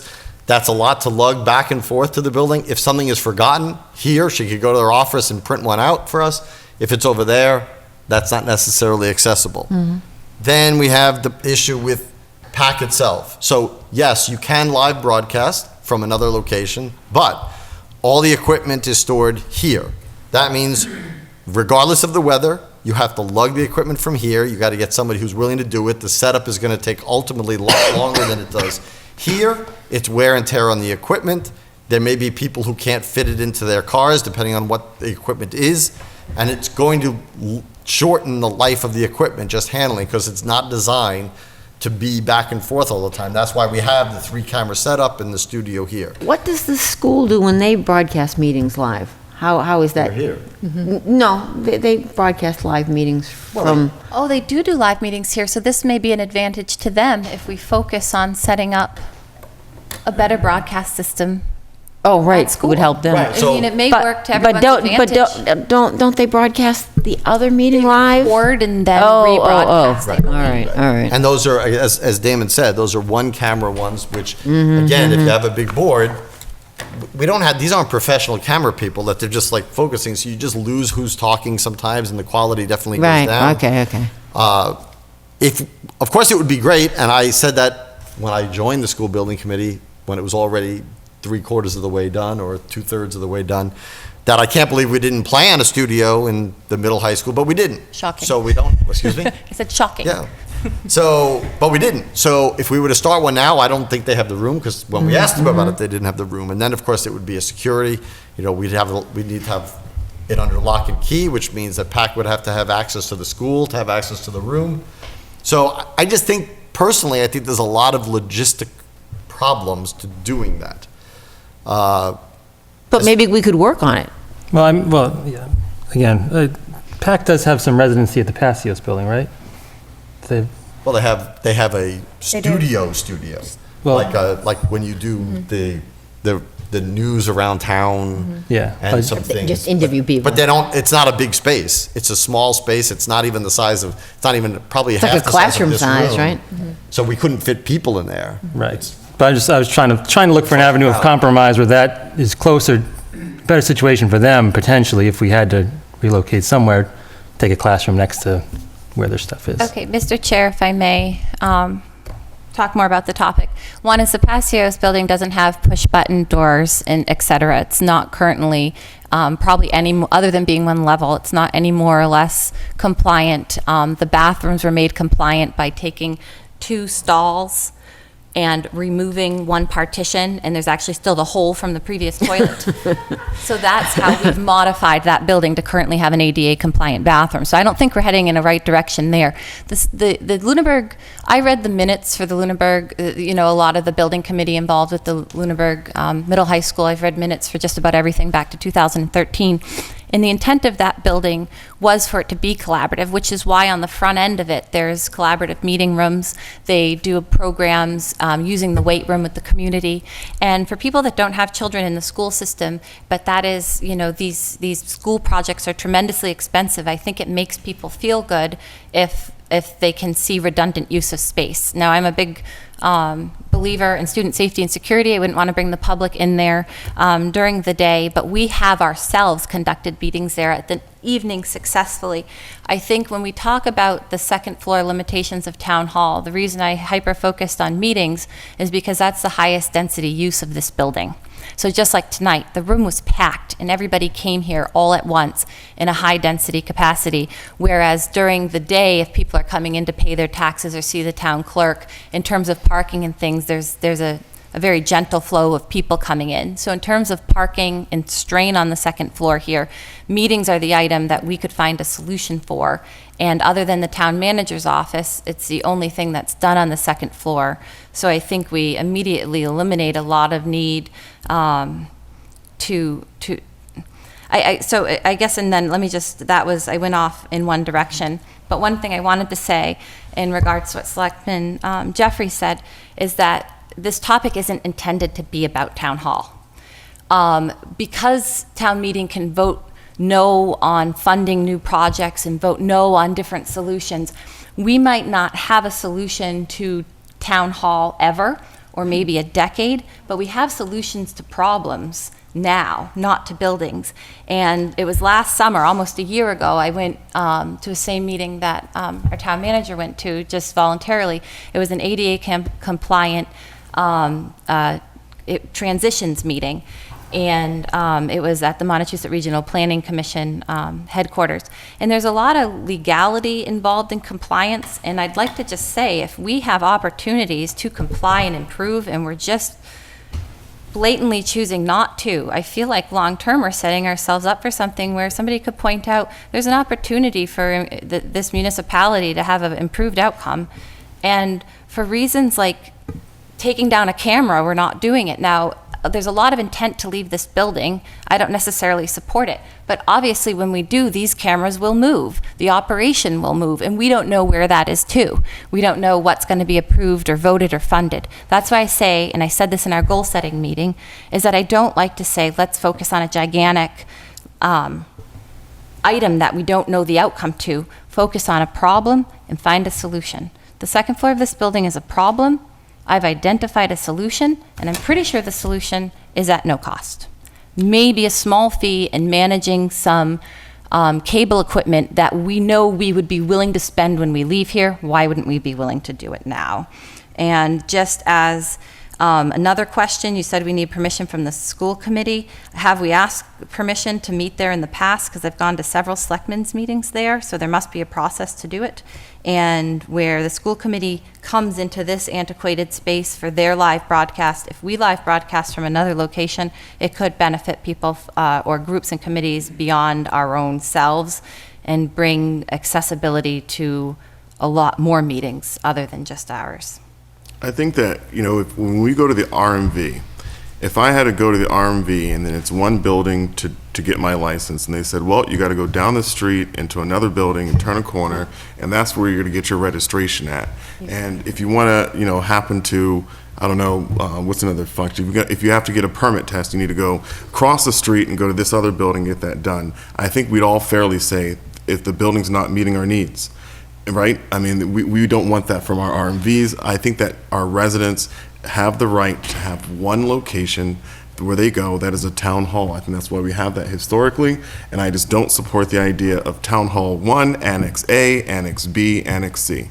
I think we need one building that does the job, and I'm concerned of making any shortcuts, because what I see, given our history here, is that once we start down that path, and with Annex A, then there's going to be now Annex B. I mean, how long have we had an Annex A for Town Hall? I mean, we're going, 15 years? When people come to meetings, it's aside from the issue of consolidating offices, like is the desire of some people, and it may be the ultimate outcome many years from now. But coming to meetings, everything else is closed. So having a meeting anywhere is just an independent operation. Where we currently have a problem, I've been recommending a solution. It really should have nothing to do with all of the other political things at stake in terms of where we are long term. We don't know the outcome. We don't know what the town would support, but we've identified, just the extension cords that end up all over the place, or when the microphone's going around. These buildings have smart technology. That would benefit everybody. I've tripped over these cords. We're in a room with extension cords all over the floor, and right now there's rooms in a $72 million building that are not being used, and they are collaborative meeting rooms. I just can't really comprehend why we wouldn't try it. When you mention the transition issue, I think we are in transition. Part of our goal setting tonight is going to be, what are we going to do with all of this stuff? I mean, we like it or not, we're in transition. And I feel like investigating, trying to find another place to meet is a really valid goal. Yeah. Okay, so I would like to make a motion that we, for a period to be defined, but at least for, I would say, a few months, we go through the process of meeting in the Lunenburg Middle High School collaborative meeting rooms to make an attempt to have a more accessible meeting space. I'll second that for the purpose of discussion. I don't feel like we're in a position to just start meeting someplace else. I think we need to do some preparation before that. So I would amend my motion then so that we would make preparations to do what is necessary to move our meetings to a more ADA compliant meeting location that will bring accessibility and improvements to all of us, including smart technology, the absence of cords on the floor. I think it's the right decision, but I would change my amendment, my motion from actually doing it to do the steps necessary to do it as phase one. All right, second. So I'm not against seeing, first of all, letting all the players weigh in. So that means I'd want to hear from PAC. I'd want to hear from anybody who wants to. School obviously has to be involved if we're looking to work in their building. And I want to hear anybody who has any feeling one way or another about how they weigh in about whether they have meetings here, whether they attend meetings here, from people viewing at home, because obviously I think that the coverage of the video and audio would be different. So I'm willing to vote if it's to investigate how to do it and hear from all the stakeholders. I'm willing to go that far. I won't go further than that without knowing the answers to those, because I'm not going to speak on behalf of the school committee or on PAC or anybody else. And I feel the same way. I mean, talking to them is fine, but especially speaking to PAC, well, and the school committee, because it's their building, but And you were thinking really more specifically. Motion is to take the steps, to prepare to take the steps to do it. But you said middle high school, right? That was your location? I would say at the Lunenburg Middle High School or in the meeting room at the senior center.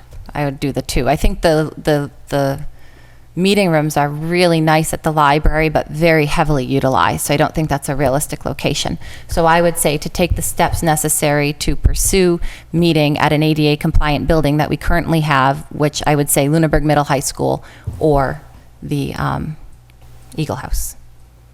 I still, that's too definite to me, because it's saying we're going to do it, we're going to find somewhere to go no matter what. She said investigate doing it, I believe. Or I don't know what To take the steps to prepare. Okay. As long as it's not a commitment that we're going to, because, again, I am a big proponent of accessibility. I'm an architect, I deal with it every day. And I've advocated for a long time that we need to be more accessible for everybody.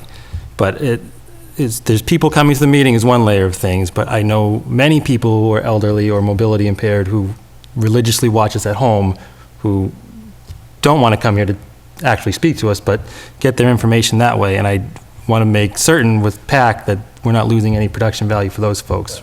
Well, I think PAC has to make a plan to not be in production here if there's a large intent to leave it. So I would be shocked if PAC can't. I mean, they have live broadcasts and I've watched meetings that they've recorded and rebroadcast, and I've never felt that the quality is shockingly different from this versus the rebroadcast of a. Would still like to hear that from them. Oh, sure. Well, I would gently disagree that, I mean, first of all, just one camera versus 3 cameras, so the cutting to people is very different.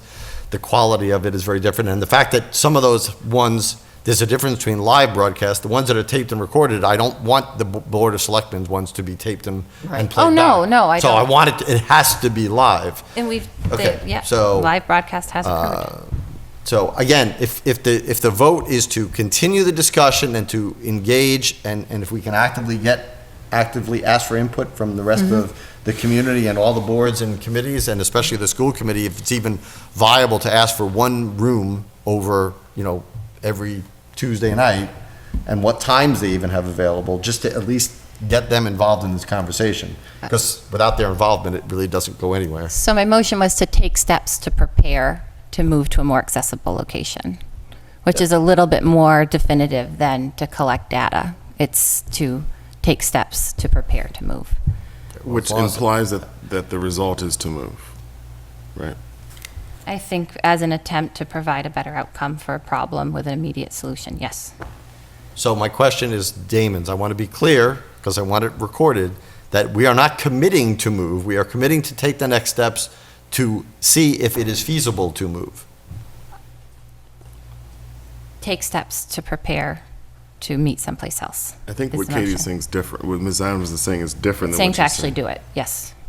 Because So a otherwise, it's commitment. just an exercise in futility to talk about things we've talked about for 2 years in my case on this Yeah, one but topic. we've never investigated it. We've never Which never is talked sad. to everybody. That's 2 years Yeah, gone that's by, right. and we're That's just going to kick the can. So my motion is to more specifically prepare to move to a better location, just for the sake of actually accomplishing it. I'll say right now that I'm going to, just for clarity, I'm going to re-ask my question. Are you saying that this vote is a vote to commit to change the location of the meeting? My motion is to take the steps necessary to prepare to move to a more So compliant let the record location. show that there was no yes or no answer on that. Okay, that's No, fine. that is the motion. Now, I understand your motion. I'm asking for clarity from Yes, the to person move. making the motion so it doesn't get turned around in the future. So it's yes to move, to take the steps to prepare to move to a more compliant location. So yes. Okay. But I just repeated the motion because that's the motion.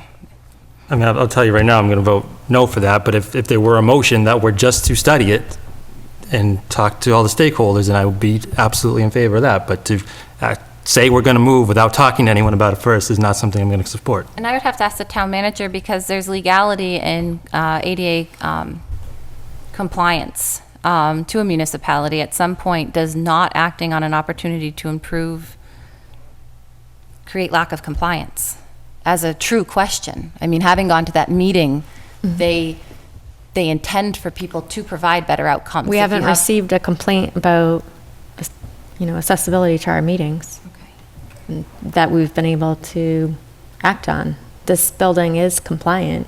We do have a chairlift. We do have handicap ramp. We do have handicap parking. Handicap bathroom? Handicap bathrooms. And again, when we say make comments like that, it's through the existing building code. It's obviously not to the same standards of a new one. Right, But there's correct. no violation currently, but to say that it's accessible as a new building is accessible, no, it's not. No. But there's no violation. I'm a no to the studying, I'm a no to the moving, so I'm no either way. I think that we need to get a solution for our town that is adequate. And I mean, it's like we're making a treasure map now of where do you go to go to a meeting. Why have we had meetings there? I mean, I've been to very well-attended complete street meetings, the building charrette meeting in 2017. There's been several meetings there, very well-attended. So, I think Largely because this room is not available at the time. no, it was on Tuesday nights. We just met there for reasons of better, they were selectmen's meetings that were held at another location on a Tuesday night. I know in some of the meetings that I attended, both Okay. as a selectman and as an attendee, it was because this room wasn't available. If there are other ones, there may very well be. Now, I talked to someone in the gas station the other day who was actually here tonight, and she said, I've never been to a meeting for Board of Selectmen, but I know it's on Tuesdays at 7, and so I'm going to show up. And I think that that's the kind of, it's not about the people who are already engaged. To me, it's about the people who aren't. I think that most people who already are interacting with all the departments, all the boards, they know where they know where everything is. But to the person at home or to the person new to town, to make this more complicated than it needs to be, I think we have a responsibility to offer our town a town hall. If we moved our meetings, we could maybe do a front page story about it so everybody would be aware. Yeah, I totally agree with Tom saying it can't be here one week and there the next week, which is agree. why I think the next step is investigate, where could we move that we knew that we could meet consistently 3 Tuesdays, 4 if we needed to, a month, and that would serve our purposes. I agree that it's too early to commit because we haven't discussed it with the stakeholders. We don't know whether it would be a little bit of money or a lot of money to accomplish it, But I do think we've got to move down that road. I do think we have to try something different. And I'm totally in favor of investigating and trying to get that done. Selectman Adams, if you amend your motion, I think you are going to have 4 members who will support investigating it, which to me implies that 3 other members are persuadable in this area. So I just encourage you to amend it. I'm going to keep my motion because I've been saying the same thing for 2 years and nothing changes. It could have been investigated and nobody investigated it. So making a specific motion is my attempt to move it forward. Okay. Chair, there's public here. Is it appropriate to get input from If they the would public like to present? input, Mr. Passios, you'll be our first stakeholder.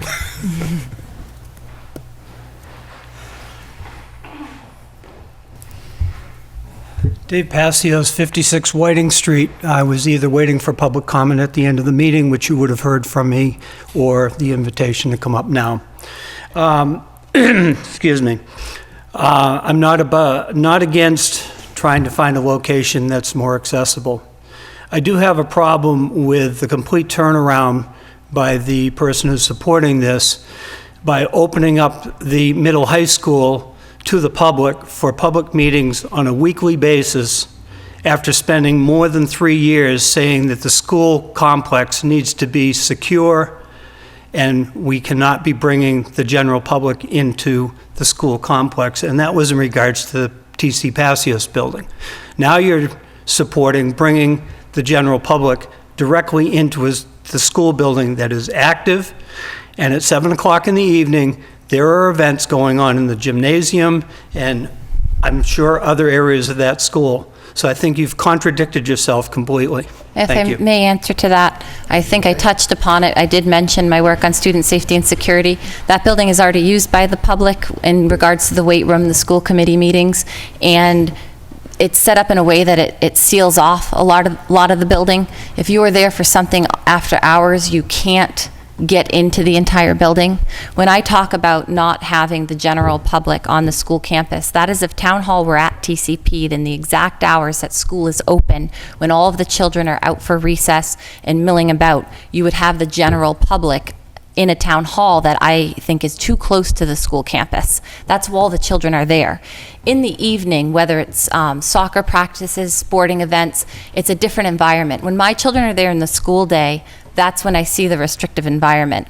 The general public just comes into school campus by default every afternoon through practices, games, soccer games, football games. And so school hours versus non-school hours, there's a very big difference in creating a restrictive environment. When school is in session, I absolutely advocate for a restrictive school campus and a restrictive environment. In the evening, that's not currently the case. I was recently there for a ballet recital. The school committee was meeting the same night, and the general public was milling about. That already exists. Whether or not it's the right thing, I wouldn't be changing it. It's status quo. It's already at the evenings. There's public in the building. Mr. Chair, I have a question for.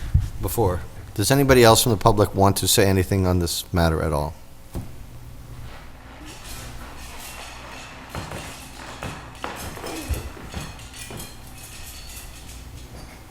Hello. Hi. Brian, you want to get right? The mic is very sensitive. Is very necessary to be close. So Okay. just take it off, and she can put it. There, look at that! Wow, you get your own roadie here. Service I like with it. a smile. Carolyn Rossi, 750 Northfield. I'm with you, Michael. I like this building. There are very minimal things that I think need to be done to make it a little more wheelchair friendly. Handles on the inside of the lift doors, and to fix the door downstairs to pull it open, just to make it a little easier. And also maybe fix the hump at the door to be a little, to me, that's all like minor stuff, to keep it more of a weekly consistent spot for your meetings. Thank you. Thank you. You're welcome. And I'm assuming you took note of those things. Yep, Okay, the good. door Oh, we have another. already is being part of the draft. Brian Rossi, 750 Northfield. I would agree. I think for us as new people to town, one of the things that we like about this facility is that it is historic. It's part of when we drive through the town. I love to see this building here. I would say that I think it would require significant architectural work, starting with the floors, to be truly accessible, because for a visually impaired person, for example, the humps in the wood and whatnot would definitely cause a tripping hazard. Never mind cords on the floor or tissues that just fell there. But I think you think about those things, you think about even just the fact that the door on the side and the elevator or the lift to get up here, Carolyn can't do that on her own. I had to help with the door, and it actually gets stuck halfway when you're opening it. It gets stuck halfway open. So that's difficult. She wasn't able to, for example, back out of this on her own. The door was too heavy. So there are things like that. Moving that parking space up was a huge improvement compared to where we were getting out the couple times we have been coming to meetings. But that would also, so I think the real discussion, apart from building locations or properties, is how much money, like the bigger picture, like you're talking about, how much money would it take to improve building A or building B or building C versus making improvements to building D, E, and F? And I don't have the answers to that. But I think we definitely need to look at it in that perspective, a bigger picture. For me, it's not, like, I would love to just roll into a single level building that has an ADA accessible bathroom, if there is a second floor, has a fully functioning elevator. I would love that. And I don't know how many buildings we have in town that offer that function to. There's one elevator in all of Lunenburg, and that's in the middle high school. Okay. But so I would love to have a building where all of that is just in one place. Now, what I could say for us is we're not often able to make it to Board of Selectmen meetings, but there have been other times we've come here, and it is kind of difficult. We have to plan to be here like 10 or 15 minutes early just to make sure that this door is open on the side, to help getting into the lift, so on and so forth. But what I would say is it would be beautiful if Carolyn could get out right in that newly moved spot, wheel up in her chair onto the sidewalk, wheel up to the entrance of the building, push a button, have the doors open, and then she's right there to be able to transact business. That would be beautiful, and I would love it to be in a historic building. I feel like if we try to build this brand new fancy building, we lose the historic quality of Town Hall. And that's one of the things when we moved here, we drove through town and we were like, we came from a town that didn't really have the greatest downtown historically looking. And so we loved driving through. We were like, wow, look at these buildings. This place is amazing. And then when we did the walkability study, there was a lot of people making comments about, oh, it'd be so great to be able to take strolls as families and different people of different abilities, be able to walk around the town center, go to Conrad's and get seafood and ice cream, and then, so on and so forth. So I think the bigger picture, I agree with you. We do need to be thinking about that. But I don't know what the best way to tackle that particular issue is, and I don't know which way financially makes the most amount of sense. But I have been listening for the last 2 years, also kind of going back and forth with all the different ideas that are being thrown out there.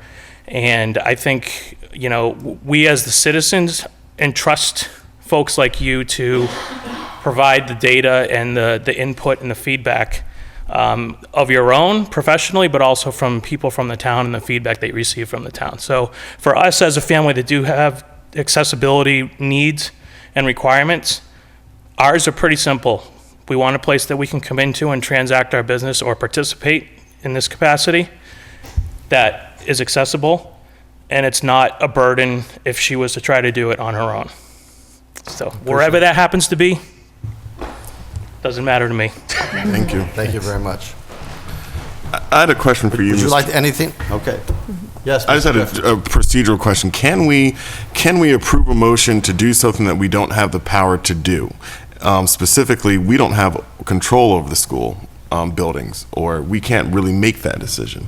So can we make a vote tonight to prepare to go into a building that we have no authority to go into? Well, I guess presumably you can make any motion and vote any motion you'd like, whether it's enforceable or whether Heather, when we've as had- far as that particular example, that's a different question. We've had meetings there in the past. What is the procedure to book? You have to submit requests through, they have software to reserve a room, and it's what's available. So it's booked through that software program. I mean, I would assume you could make an arrangement to use it every Tuesday, You'd have to- but I don't right, know. You'd have to ask, right? Right, We've you'd have never to ask. we've never done that. Right. Everything has been a one-off. We've asked for meeting space, and if it's available, then we do That's it. part of I guess part of my part of frustration investigating. is that we don't sometimes solve the problems. When we were going through some items, I asked, it had to have been last year, if we could do a push-button entrance here, and the answer I was given was no, and I don't understand that. There wasn't, no, that it requires us to request from the state because it's a historical building. It's changing a historical feature of the building.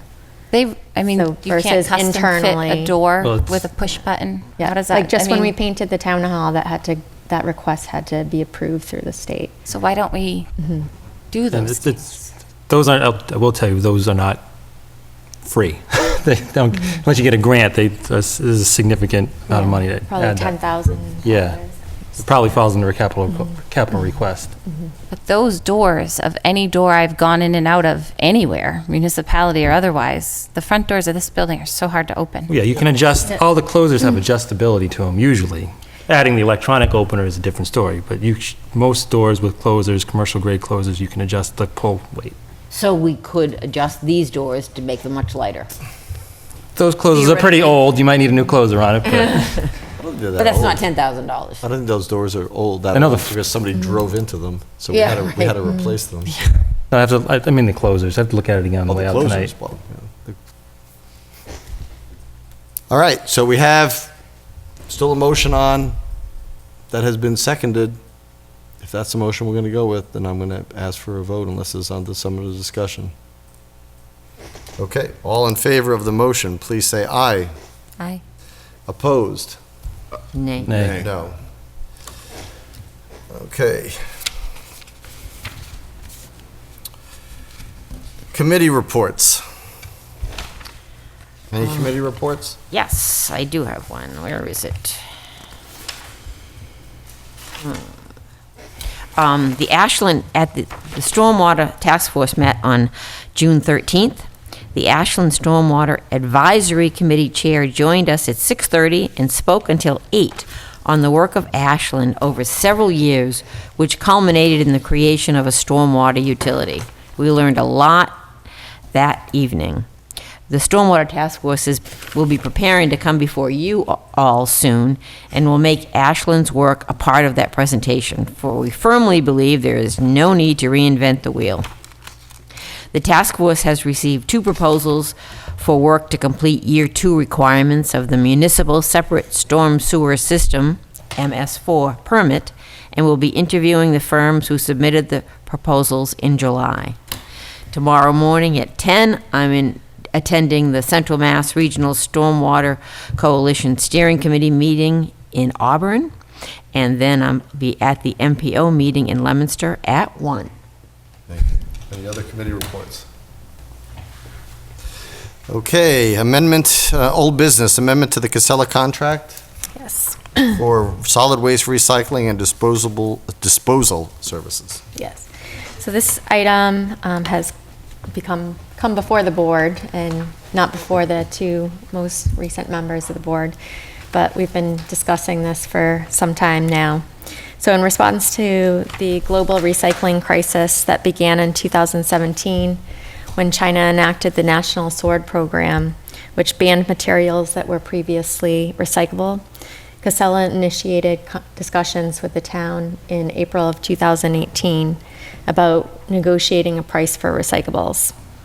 After many months of meetings, review of what other towns are paying for recycling, working with our Mass DEP recycling coordinator, Tessa David from Mass TOS, and town council, as well as 2 board members participated in discussions as well, Selectman Luck and Selectman Toll.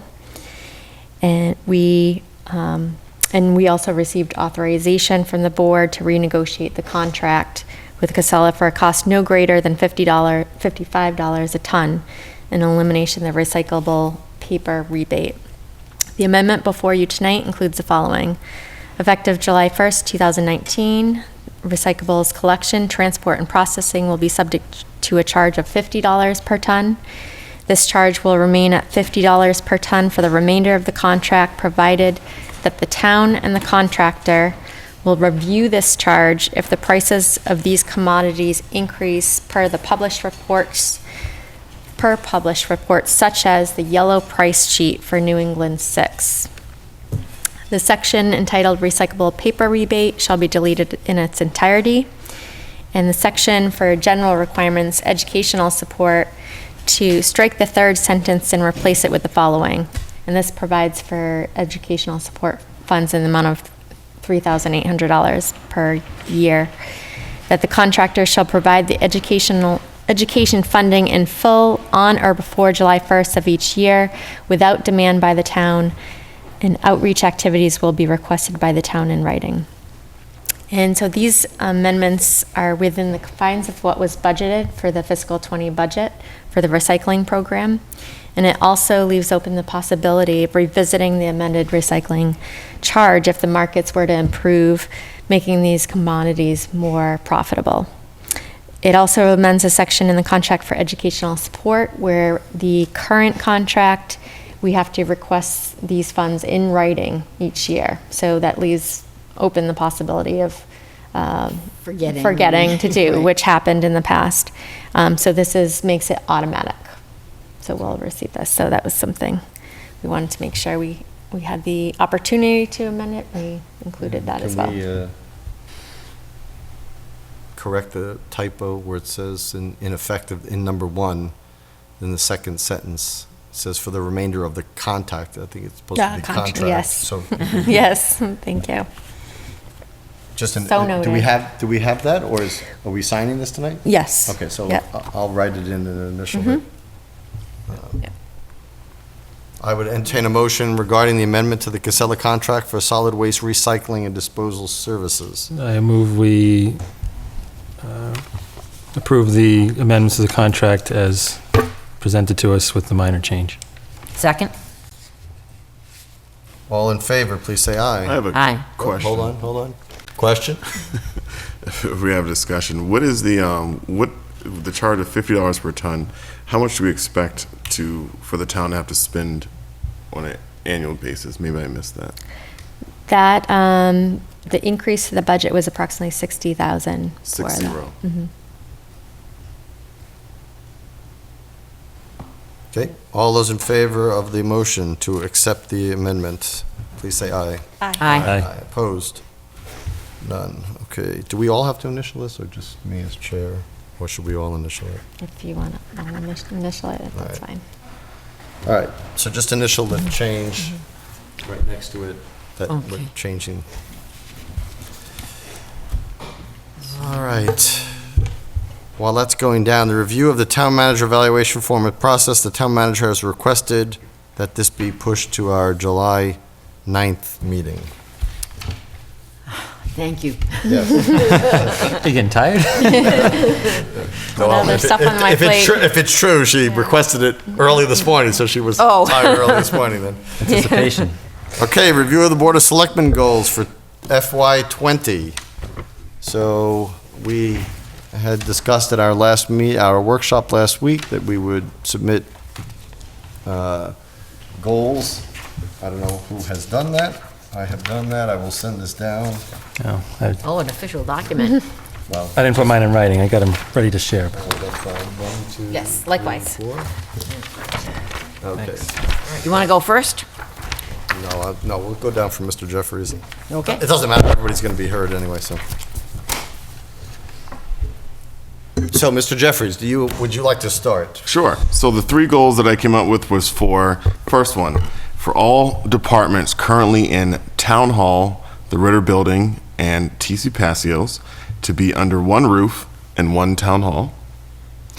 Second goal is to have a plan for the Ritter. So now, by this time next year? Okay, you didn't say that, so. I didn't put time. No. Let's go through everybody listing them, Okay, so everybody can talk about them, and then we can see where there's overlap, and then we can go and discuss. okay. Second goal, I just have to wake up at 7 in the morning, so. Second goal was to have a plan for the Ritter and Town Hall after they are vacated. And the third goal is to tie plans for the Ritter with plans for the old primary school. What I mean by that is because of the parking limitations at the current Ritter building, that I think that whatever happens on that parcel is going to have to be corresponding to whatever happens on the primary school parcel. I don't think the town should afford itself to violate the parking regulations that everyone else has to comply with. So that's what I'm saying by that, is just whatever we do with primary, that we also have a plan for the Ritter building to go along with it.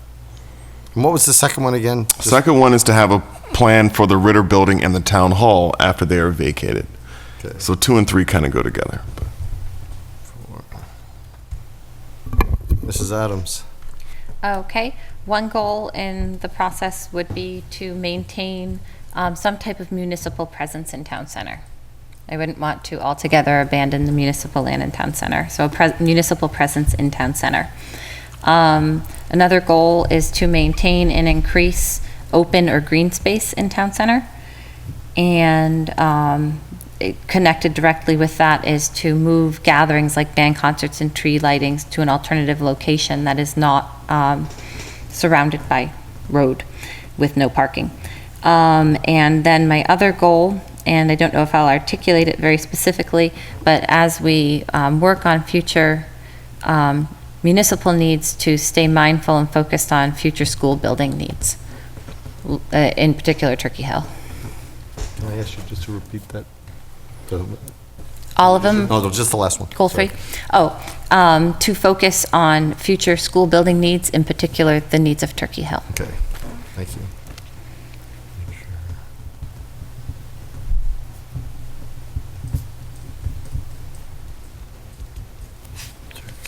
Okay. Mr. McQuaid. First goal would be to, well, mine are very similar to Michael Ray's, just kind of worded a little different, but the first goal would be to do the work, to make a presentation to the town in the spring about moving offices to the Passios building. So just going through the exercise of the building committee and gathering all the data that we need to gather to make a viable presentation to the town. Okay. Second would be doing the work on the primary school property. And I mean, for example, I'd like to see a cost comparison to the extent that we can get it of tearing the building down and putting a park and parking lot over there versus meeting the APDC's demands for what we should be doing to fix up the building versus is there anyone, and again, this is, I have my doubts that anyone would want to lease that building or rent it, but is there anyone who would be willing to rent it and come up with a tenant improvement schedule where they're responsible for fixing it up to the degree that the APDC is looking for? I think those are important dollar number indicators that, one, we can have all the intentions in the world we want for that property, but we need to make a pitch to the APDC that we've tried things. And then just having the data point of a park/parking lot over there to compare that. Okay. And third would be to the extent possible, I try to find reuses for the town hall and the Ritter, and I'd start with going around to any of the various community organizations or nonprofits in the area that might want to partner with us to use the spaces first. And if that doesn't fit itself out, I actually like Mrs. Lockwood's suggestion earlier today, come up with a menu of uses that we could propose to the town, so at least we have a clear direction of what we should be looking to fill the buildings with. Okay, Phyllis. I guess as a start, I'm hoping that BOS members could agree that no town land located in the center would be offered for conveyance in this year. Okay, that's not really a goal. That's sort of, I think, will make a starting point that we're not going to convey any properties. That sounds like a wish or a hope, but not a goal. Okay. But there's nothing we can do. Oh, no, they're all a wish list of sorts. So I would like to determine the feasibility of returning the old primary school to a use that would benefit the town. Housing, business that would help the town via lease, rent, or other. If at the end of this year, there's no use found, assume that we've tied a ribbon on it and prepare for demolition. Just spend the year trying to figure out, it's kind of like what you said, is there anything, can we find a use for it in this coming year, and if not, right, we're done. Okay. And also determine the feasibility of using the Ritter in a different way. Perhaps revisit turning it into town offices. Perhaps wipe the slate a little clean and change the definition of town offices. I remember that they said we needed a lot of space, but maybe, and that PAC studio was given a lot of space, and maybe PAC studio doesn't need that much space. Maybe we've got meeting space at the DPW, the schools, public safety, town hall, the senior center. Can we get creative and use other spaces that we already own and turn the Ritter into town offices on a smaller scale, leave the front and the side in the beautiful condition it is, maybe add on to the back. You know, maybe we can reinvent kind of what we have, because, you know, we've got to use the Ritter for something, and I think that's part of the reason people have objected to going to Passio still. You're just creating 2 more buildings with nothing to do, you know. Or maybe PAC could remain in Town Hall. Town Hall could be used for PAC and meeting space, and maybe a boutique with shops on the first floor. I mean, so really run the Ritter issue down to the ground, too. And I would like to inventory town-owned land outside of the center and determine what could be sold off to help fund the new town offices project. We need revenue to do that. You know, when the first building committee wanted to convey some of the buildings to get the revenue for the project. So is there other revenue to be gained from holdings that the town has outside of the center? Okay. Outside of the I could go on. outside of the village district, or what's the parameters of that? You know, certainly the 5 buildings, I mean. You know. Are all the 5 buildings in the village center? No. No. Which one is it? Which one is it? I think the Passios is out of it. Yeah, so I would, the village center and the Passios school. is out of village center? Really? Yeah. And Brooks? I was going to say, it's like a stone's throw away. It's right behind the library. And Yeah, the district ends on Turkey Hill somewhere. I was going to say, I would imagine it was included. So I wouldn't. All right, so- be talking about the Brooks House, Passios, I guess kind of what I think about is the town center. Well, that's Like within a that half. in and of itself is a big discussion. I would say like within like a third of a mile of the center, half a mile. Something. Yeah. it's So the just center. for, I mean, I handed it out to everybody, but just so people at home. So the ones I identified, the 2 objectives, was to identify, define, discuss, and finalize the criteria to be used in determining the use and/or reuse of the following buildings: Town Hall, Ritter Building, Old Primary School, Brooks House, TC Passios Building, with 2 actions: to schedule a variety of meetings and discussion sessions at select board meetings, public charrettes, etc., to get input from the widest variety of voices possible and practicable. And 2, write a final report at the conclusion of those meetings and discussions to be voted upon by the select board. That report will list and prioritize the criteria to be used by the select board and other municipal bodies in evaluating any and all projects to be done with the above-named buildings and the land on which they lie. And the second objective was to identify, define, and propose at least 1 project to the 2020 annual town meeting regarding the use and/or reuse of the following buildings: Town Hall, Ritter Building, Old Primary School, Brooks House, TC Passios, or the land on which they sit, using the various paid studies that were performed regarding the buildings in question, as well as reviewing the short and long-term needs of the town, then viewing those through the lens of an established list of prioritized criteria through which to evaluate them, formulate at least 1 plan to further the goals of the town in the reuse of those buildings and/or the land underneath them. When I say 1 goal and I mention all the buildings, that doesn't mean a comprehensive, it has to include all of those, but from that selection, we should at least be able to come up with a project. One that we can push. Okay. So. Not saying everything. No. I mean, if it ties 2 together, fine, but I don't want, from my perspective, I don't want to go another year without at least pitching to the town meeting and the voters a project of how we should go forward.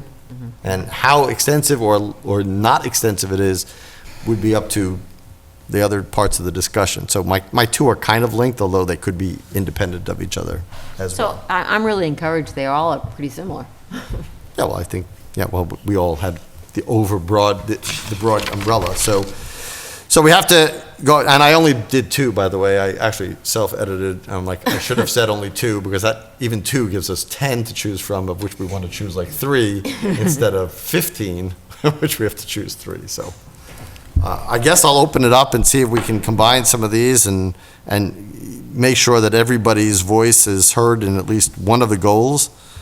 Obviously there's a lot of overlap. So I'll leave it open to discussion.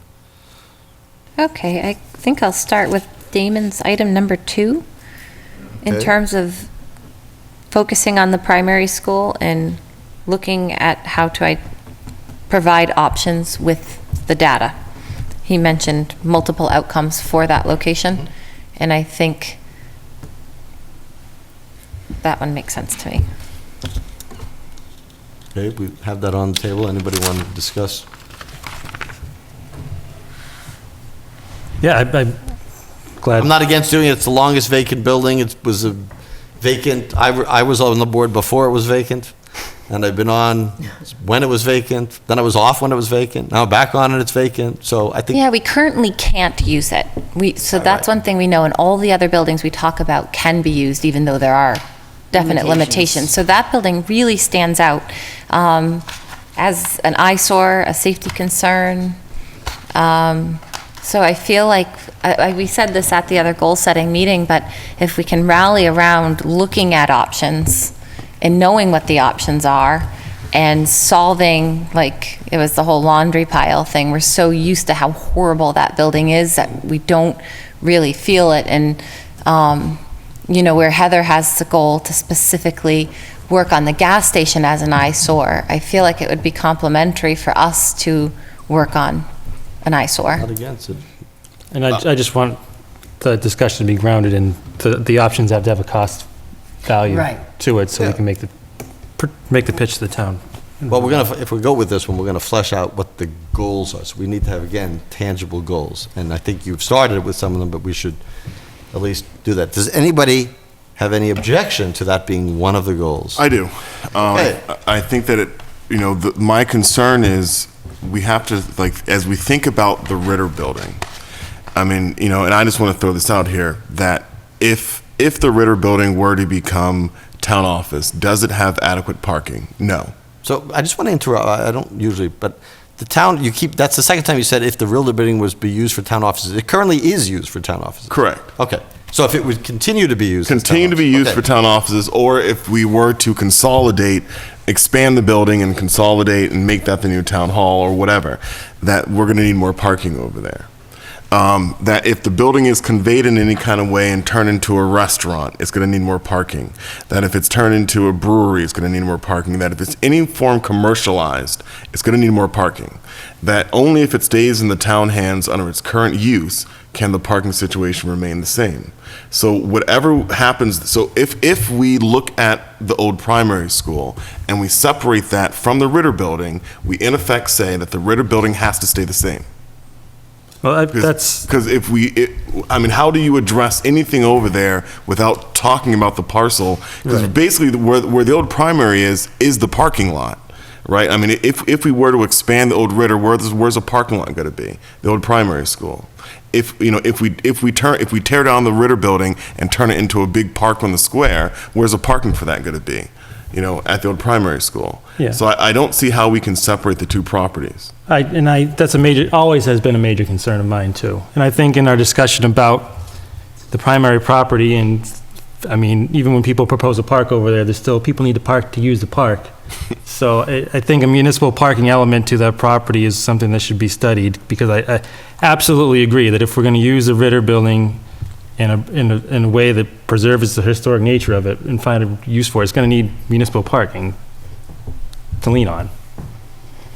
And I think studying the primary location with all these things we know it could provide, like, it is a parking lot, it's just not a well-planned or taken care of parking lot, really, that's out there. We now have, the Historical Society has an easement over the parking lot, so at least as it currently sits as a item that passed through our most recent town meeting, it probably should be a parking lot at some level, at least to provide parking for our Historical Society, which is privately owned but has no parking.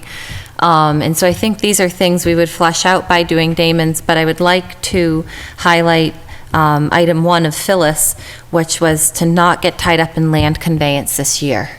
Because when we talked about the Ritter just now, it was mentioned if it were a restaurant, if it were that. What we know is that conveyance has gone through 3 town meetings within the last few years, and it has failed. So to work on an outcome that involves conveyance, I think we're setting ourselves up for failure to do your items, which are to accomplish something. We're not going to accomplish conveyance this year, in my opinion. I think we know that, but we could provide municipal parking and provide options for an outcome for our worst building. It is something I hear every time the topic comes up. And if I, just to add clarification, if I say something like we use it, I mean, obviously, we've decided we're not, well, we've pretty much committed to the fact that we're not going to sell the property. I think, You can rent, you can lease. yeah, you can- so I mean, getting someone to use the building in a way that contributes to the center of town is all I'm saying, but I'm not saying sell it. Well, Neither am I. just to pitch my first goal, that's why I put my first goal as my first goal. Because one of the things I thought was lacking in every single of the town meetings and everything leading up to it was that. It's like, I don't know that there's been an established set of criteria. If not selling town or not giving up ownership of town of these buildings is important, then that we should start with that. And then we could go down a project and say, okay, which one of these does it hit? Not every project's gonna hit everything, but at least we would know what we're judging things on. Because I think in the past, I've seen 5 different opinions of completely different judging criteria. And that's, I think, something we have to agree with, because then we can all go back and say, you know what? We all agreed that land conveyance of the buildings is not something we want to do. We want to maintain ownership. And then we'd be able to say to people, well, we didn't choose this option because of this. And just pin it to something. So, And I just think- to, Oh, sorry. go ahead. I think we want to be aware of shifting realities in terms of the things that are changing as we've continued to work on specific outcomes. Like whether or not I agree with the extended day program of the Lunenburg schools is moving back into the TC Passios. So, I mean, I get worried about all of the items that building doesn't have. But that's happening. That's official. Lunenburg extended day programs operating out of that building. That may limit some of the direction that we think we're heading in. And that building may best be suited to solve school problems. And even if that's not what we had wanted, that might be a new truth. And so when you mentioned investigating Ritter, it was like that we could have positive outcomes at another location. We could meet the needs of a lot of the things we're looking for by focusing on a different space. And so I feel like that made me feel so happy, because I've pivoted on a lot of different things, but I've been very concerned about that direction. And I think it's neat that we are throwing around ideas, even if we're going to stick with a path. I think it's healthy to play our own devil's advocate, to look for more or less expensive solutions. But also, what I like is how Mr. Alonso bolded one. Let's do one thing. Yeah. Like, won't we feel great? Yeah. Like we made a parking lot. Like, I remember one time when I was a selectman and I'm, elderly looking back, and we made a parking lot. We had a problem, we found a solution despite all odds against that happening. Right. And so I think focusing on not specifically, like everyone knows, I would love to see more open space, maybe a safer band concert location. But that aside, yes, let's identify the cost of that, because then as we throw it out there as an as a solution for that space, one solution, we'll know what that'll entail. So I think pulling up data and looking for a use. If there's not a use, then the reality of that building is it's not usable. And Right, and I want to concentrate us not on finding I don't want to solve the goal tonight. I just want to identify have a what we goal. want our goal And so to be. I think our goal of focusing on that building having an outcome is such a good goal. I'm confused why Selectman Jeffries would be against researching an outcome, because we're not creating the outcome. We're figuring out what outcomes could be. It's plural. I can answer that, Ms. Adams, Selectman Adams. What I'm saying is that I think I don't know how much clearer I can be in my position, which is that if the Ritter building, if we think of all the variety of probabilities of what can happen there, that any option other than the town owning it that requires more parking, right? And so now, so now under town ownership, which I do believe that the land should remain in the town hands. I strongly believe that.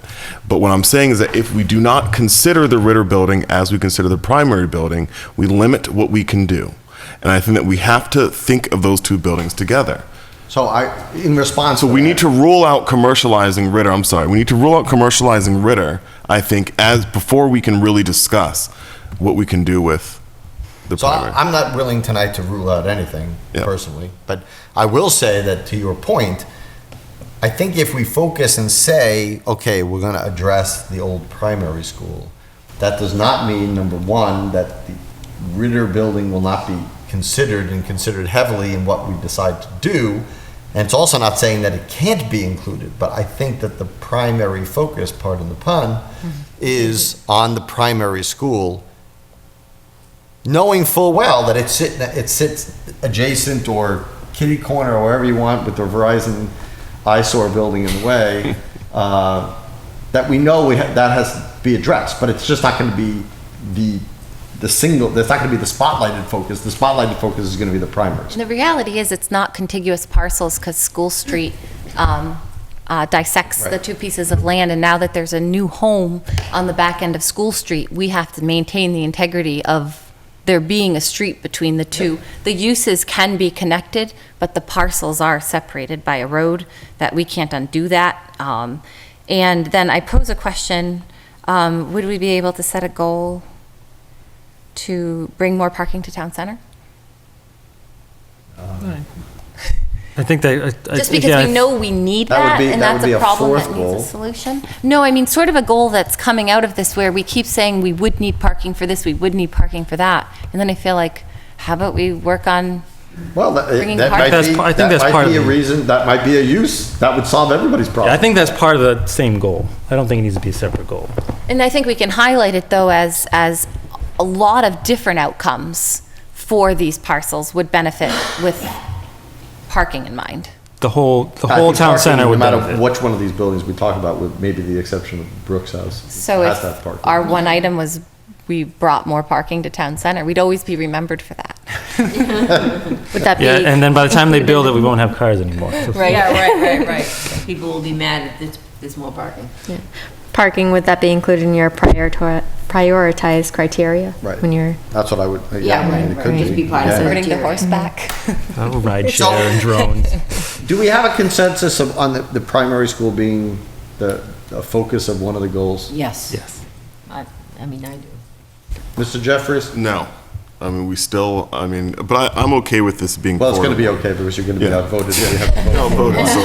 And I promise you I will consider the Ritter the time that we talk about it. Yeah, I mean, Well, that's right next beautiful. door. That's beautiful camaraderie. And Well, I think, like it. I mean, we could always say, Ritter and, the two parcels. I mean, I think we can make that a joint goal. I mean, separating it, I hear what you're saying, which is we can consider it. Goal with is them. not exclusionary. It's inclusive, but it's particular. That means the goal can't not be the primary school, but it can include other things. And I'm more than happy to... Could be another goal. That to be part of it. No, we don't want to have more goals. All right. I think the goal would be to have a set of goals at the end of this meeting. That's my primary goal. So we did make a goal last time, correct? We did one, yeah. Okay. Yeah, that How was was the reappointment process. Oh, okay. Oh, yeah, we worked on that Because I went tonight. swimmingly tonight. It's a dry run. Yeah. It's a bumpy run. Okay, so that's one goal. So let's choose one, if not two more. That's the most two more of the ones that were here. Well, if I like to speak here. So we have the town meeting, at town meeting, we approved to move forward along the path of, I believe, getting construction documents for TC Passios. I think we committed $265,000 to that effect, if I remember correctly. So I'd like to, stress that we make a goal of presenting an idea of a town hall that is find a way to get all of our people under one roof, all of our departments under one roof. So it's basically taking what we're already doing as a whole, but coming up with a concrete or at least comprehensive, comprehensive is not the word I want to use here, coming up with a broad concept for, are we trying to continue this mode of multiple buildings for town hall, or are we trying to move towards one building for town hall? I want to execute that and present it to the town in the spring, do all the work to make a good presentation, and if they say no, then okay, we got to know and we'll do something different. But if I want to make sure we do the work and give them a presentation that they deserve, and either go forward with that or know that we need to shift gears. You mean on the patios? Yeah. So my question is that article required the formation of a committee, right? It will. It will. So again, I don't want to make goals for other committees that I mean, we can give guidance to that, but I mean, I think that if we're going to appoint a committee, it's not the town hall committee, right? It's the TC Passios Building committee or. building, for lack of a better. So I think we could weigh in, but I don't see that, personally, I don't see that as our goal. That already is in motion, and we should let that decision of town meeting and all the stuff that went into that play out with the committee that's going to be formed. Right, because the outcome will determine what we can present. Right. I mean, so we're sort of in the middle of not having everything we need. But the one thing I brought up that goes with this type of goal is I would like us, or them, when they form, to specifically identify who and where they intend to use that building. Because like I said, the shifting reality now is the school is creeping back into it. And that's because they have extreme space needs. And so now we can't evict a program that's in there. And we've had a lot of interest of Boys and Girls Club, which would vacate another building. So I really want to identify, as we create this possible vision, which I know I don't agree with, and I'm fine though, because there's a process that we are investigating it. So I'm open-minded enough to say, yes, what is all the data associated with? And I think after over 2 years of following the topic, so many people have said they may use it, and we have entertained the, yes, it could be used by this group or that group, but we need to be highly specific, because under one roof concept, who's under the roof? The Eagle House is separate, but they want the gym for pickleball. That's 2 roofs. So as we talk about a one roof concept, I want to really clearly Town understand departments is who's what I under said. the roof. No, because we talk agree. about the gym being really important for use of the seniors, but they will always be under a separate roof. Or I don't anticipate them wanting to be in TCP as well. So I'd like to really specifically be able to say, what does that mean? What does under one roof mean? It and to means who? town No, departments. this is just, and I'm almost done, but if town departments are there, how does that impact the learning center's use of the space? If they're down this wing and they're using the gym, how does that affect, the quarry formed need? There's so many things that I think we have to very specifically know what our product is. I agree. So we want TCP to be town hall is something that the selectmen have been saying. I mean, I've obviously been saying no, but if that's a direction we're moving in, then we need to be more specific. We've been so generalized that I would like a goal to if we make a goal regarding TCP, to be highly specific about who's using it, so we understand when we say one roof, that can't be the police, that can't be the DPW, and so we will always be under multiple roofs, and that'll play into our town hall regardless of where it is. And I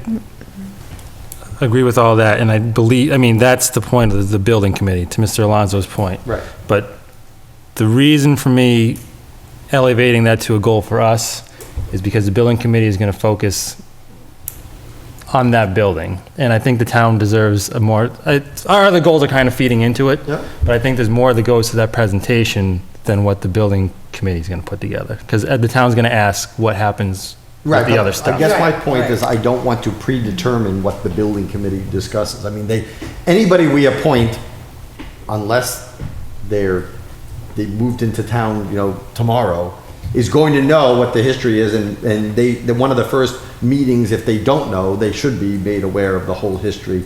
But we should let them give them a specific charge and let them go with it, and let them determine. And I agree with the specificity issue. That's a problem all the time.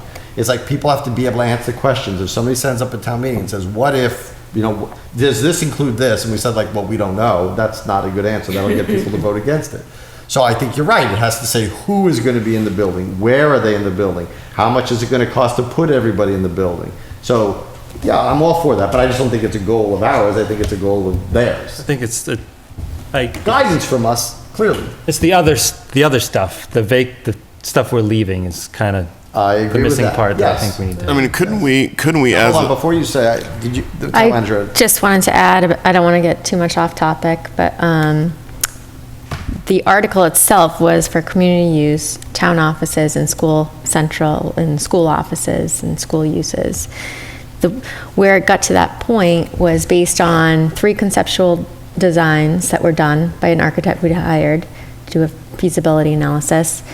The concept 3 was for the keeping the whole building, tearing down the newest addition on the left wing side.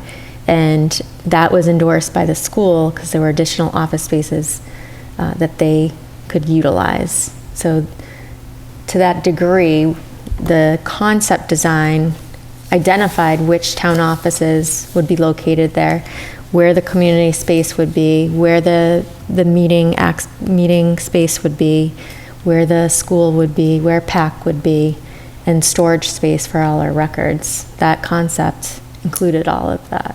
Weren't there a variety of concepts, and was one ever selected? Concept 3, we requested the school's opinion on those 3 concepts to see how much space we would actually need, how much they needed as well. And concept 3 was that one. And that's what the estimate that we went to town meeting was based on. Okay.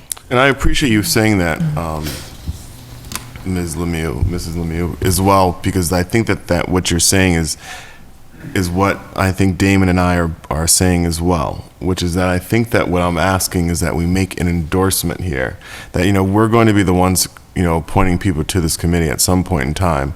And I understood the plan at town meeting to be clear enough that the goal was to take the offices that are currently in the Ritter building and that are currently in town hall and relocate them to TC Passios. And I guess what I'm asking is that we make a commitment to do that, which then, as part of our goals, that we support that process, which then means that we're going to have 2 vacant buildings that we have to address what we're going to do with them.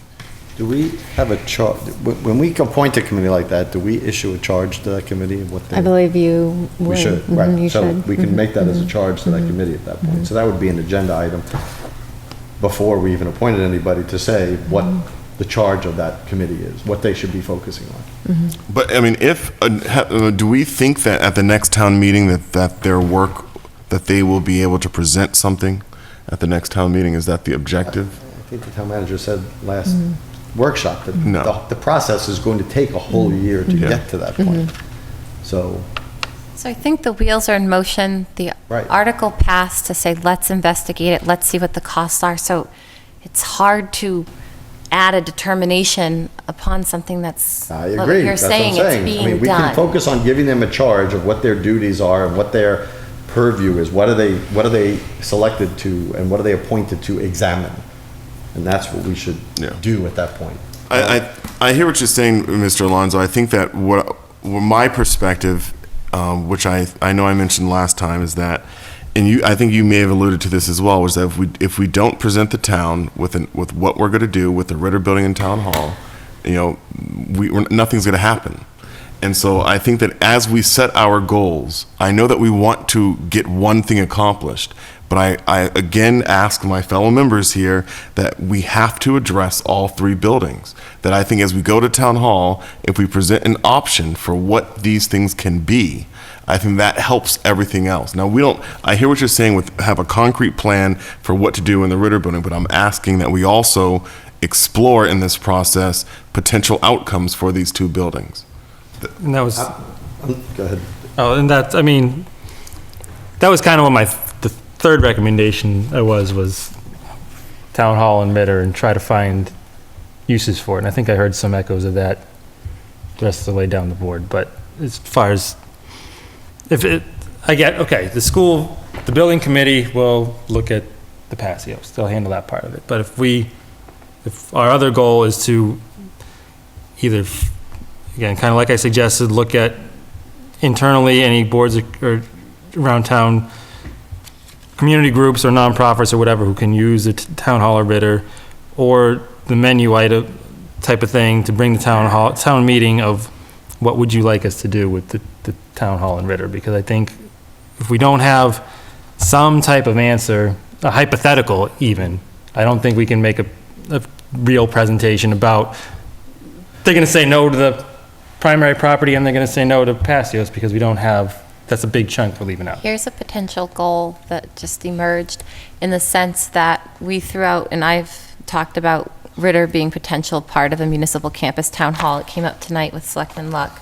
there's a push to possibly go to TCP. Both of those outcomes vacate one of the most iconic buildings. Instead of, again, getting too caught up in looking in too many directions, if we see that there'd be better parking and better space at Ritter, if we had the choice between these two spaces as an alternative to TCP, that also vacates this building. And I think a lot of people feel good about this building from the exterior. You know, it's sort of iconic coming up Lancaster Ave. It's the first thing you see coming up Memorial Drive. It's the first thing you see. I think they put it here intentionally.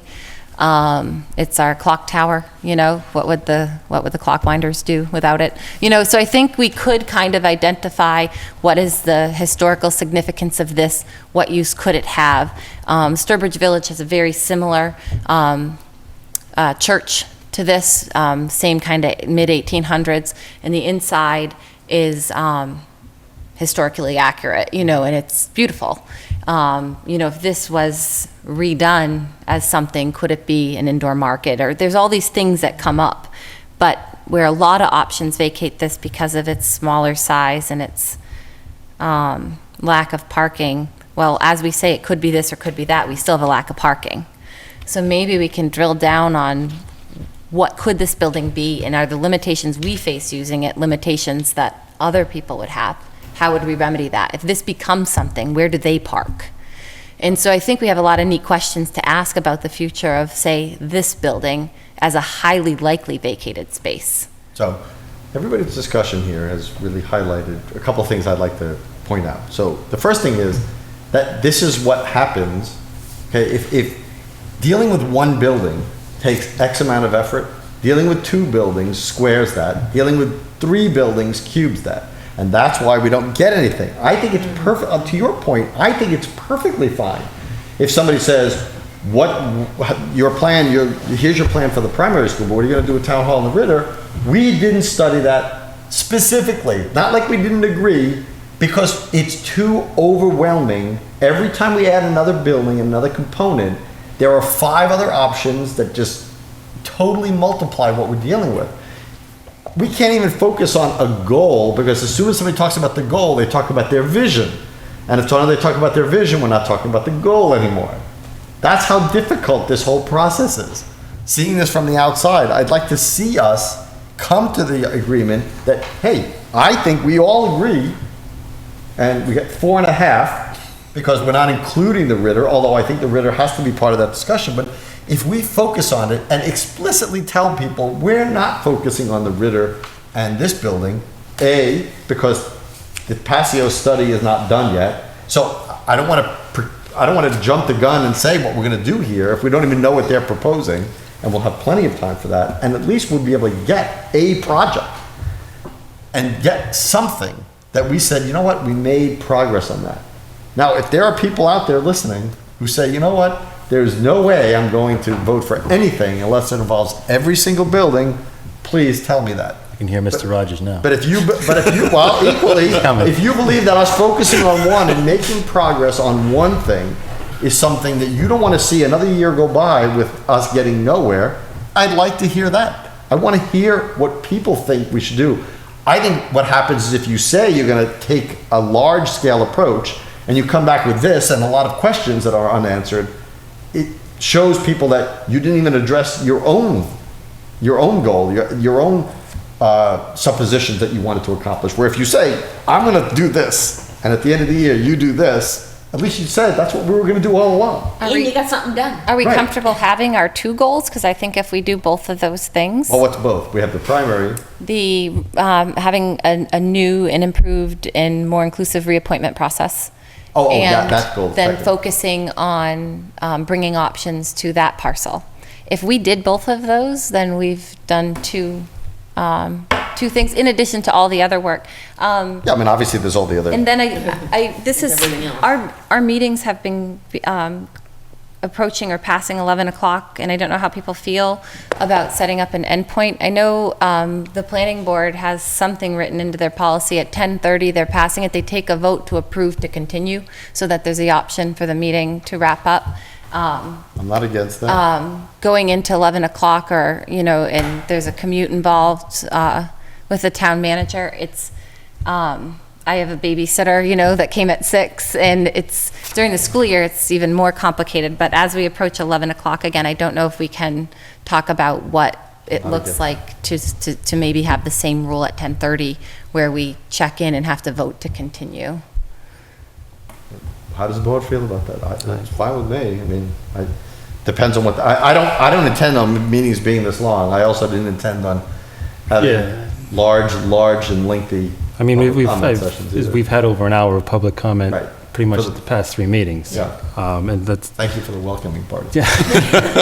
From Michael Ray. That was very nice of you. I mean, I was on the planning board when we made that rule, and I'm fine with it, but I mean, sometimes we need to finish doing what we're doing, so.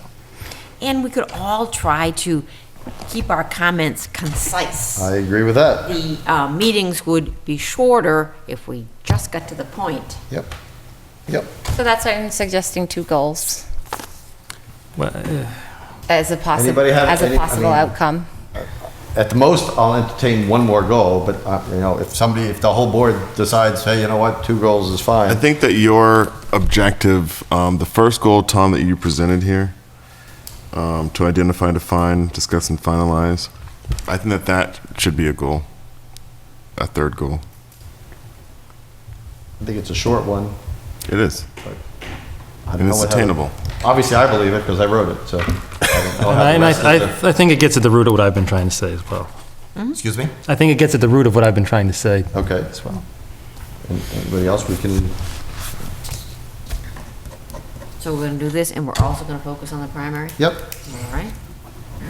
So we'll choose those 3 goals. Is everybody okay with that? Yes. All right, so I will write these up. I will try to create that old primary school one into, unless you have wording that you want to submit to me that you wrote.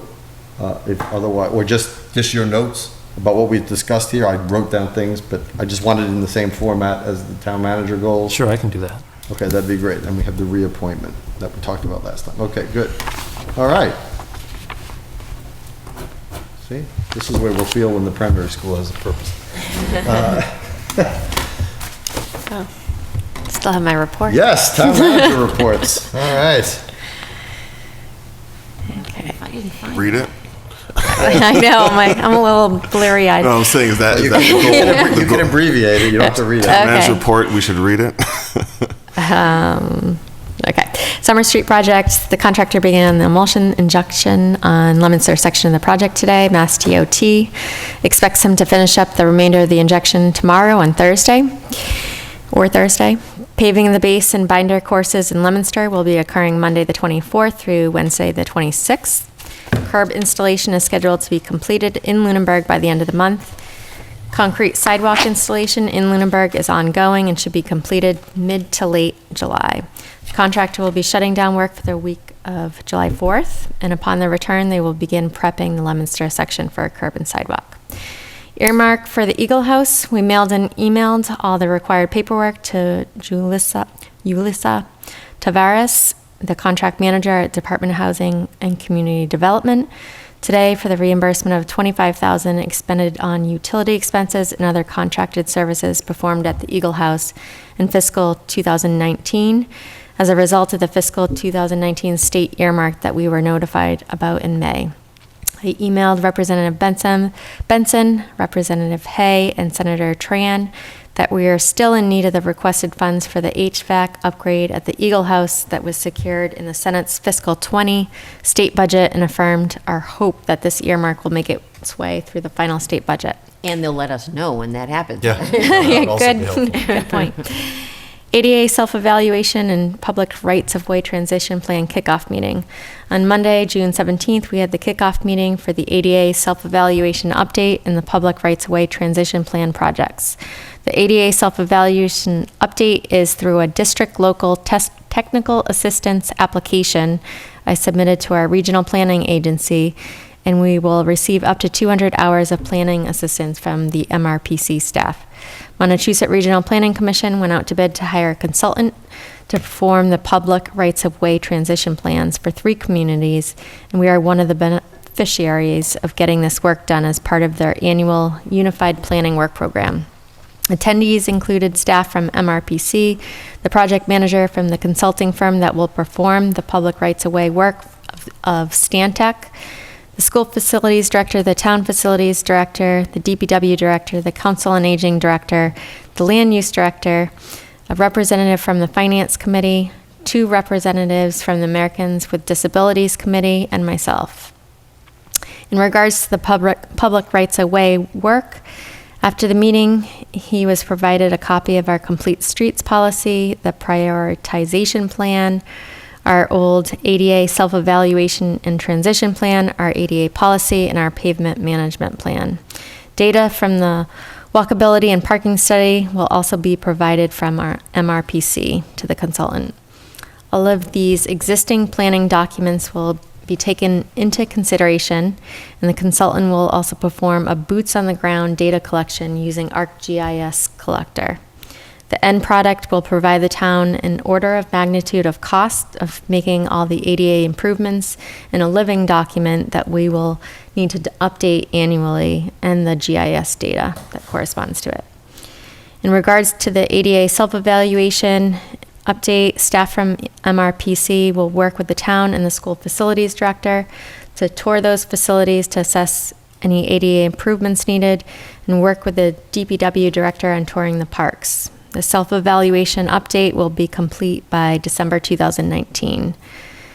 MRPC staff was impressed by our cross-section of attendees, and the comment was that this was a perfect storm of related projects, including complete streets, walkability, evaluating our ADA compliance at our facilities, parks, and roadways.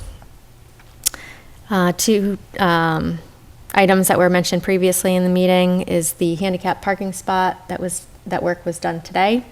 Thanks to the DPW acting on that and getting the contractor out there to change the spot from where it's the uneven brick work to the concrete.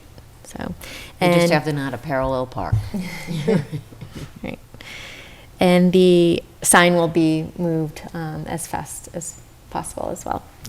The chairlift door that contractor was reached out to as well, and we received a proposal, and we'll be getting that fixed as soon as possible. And that will, they'll look at a handle inside of the door, because that's something Carolyn pointed out the other day to me. Yeah, I think if we can address what she pointed out, which was the door sticks, that the door is heavy, there's no handle on the inside. So if we can address those, I think that would be really great. Another project I spoke with the DPW director about moving on and getting quotes was the granite steps and bricks at the Ritter building. So they're in the process of getting quotes for that. Did you notice that the railing, when you're coming out on the left, that top like railing this. just wiggles? Yeah, it's also, if you look at it, it's like, Right. so. You think they can fix that too? Yeah. Yeah, We'll before it actually gives and somebody gets hurt, yeah. Meetings that I'll be attending, I attended or have attended the monthly Dementia Friendly Action Committee meeting was today. We had a staff training last Tuesday for Dementia Friendly that included staff from the library, all the employees in this building, and all the employees from the Ritter building.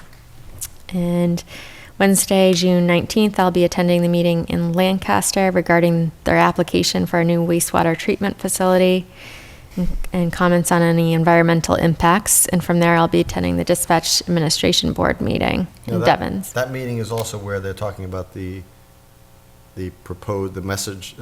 memorandum of understanding with the water district, right? At that meeting in Lancaster, correct? No, it's Or is that the MEPA following? meeting. Yeah, I know it's by MEPA, but that's one of the things that they're talking about, that big project that's being. I'll find out. Yeah, 'cause I forwarded it to you. Tomorrow. Okay. Yep. Tuesday, June 25th, Town Council is holding office hours 9 to 1 p.m. And Wednesday, June 26th, I'll be attending a municipal hearings officer training in Stowe. And Thursday, June 27th, I'll be meeting with our tax title attorney at the Suffolk County Courthouse regarding the tax foreclosure of 925 Mass Ave. Excellent. When you said the officer hearing in Stowe, is that Stowe, Mass? Stowe, Mass. Okay. Mhm. It's the fire training facility. I think there's no E on the one There's in no Vermont. E. Yeah, the motto of the town I learned when I lived there was no E, no ski. So, not to be confused with Stowe, Vermont. That's why I asked, because I'm like, oh, maybe it is up in Vermont. I don't know. Nope. Thank you. All right. We do not have a meeting the next 2 weeks. We are, next week is, of course, the 4th, the last Tuesday in the month. Then the next week after that is 4th of July, and we have a vacation by some of our board members, so the next meeting will be July 9th. Any public comment from the public?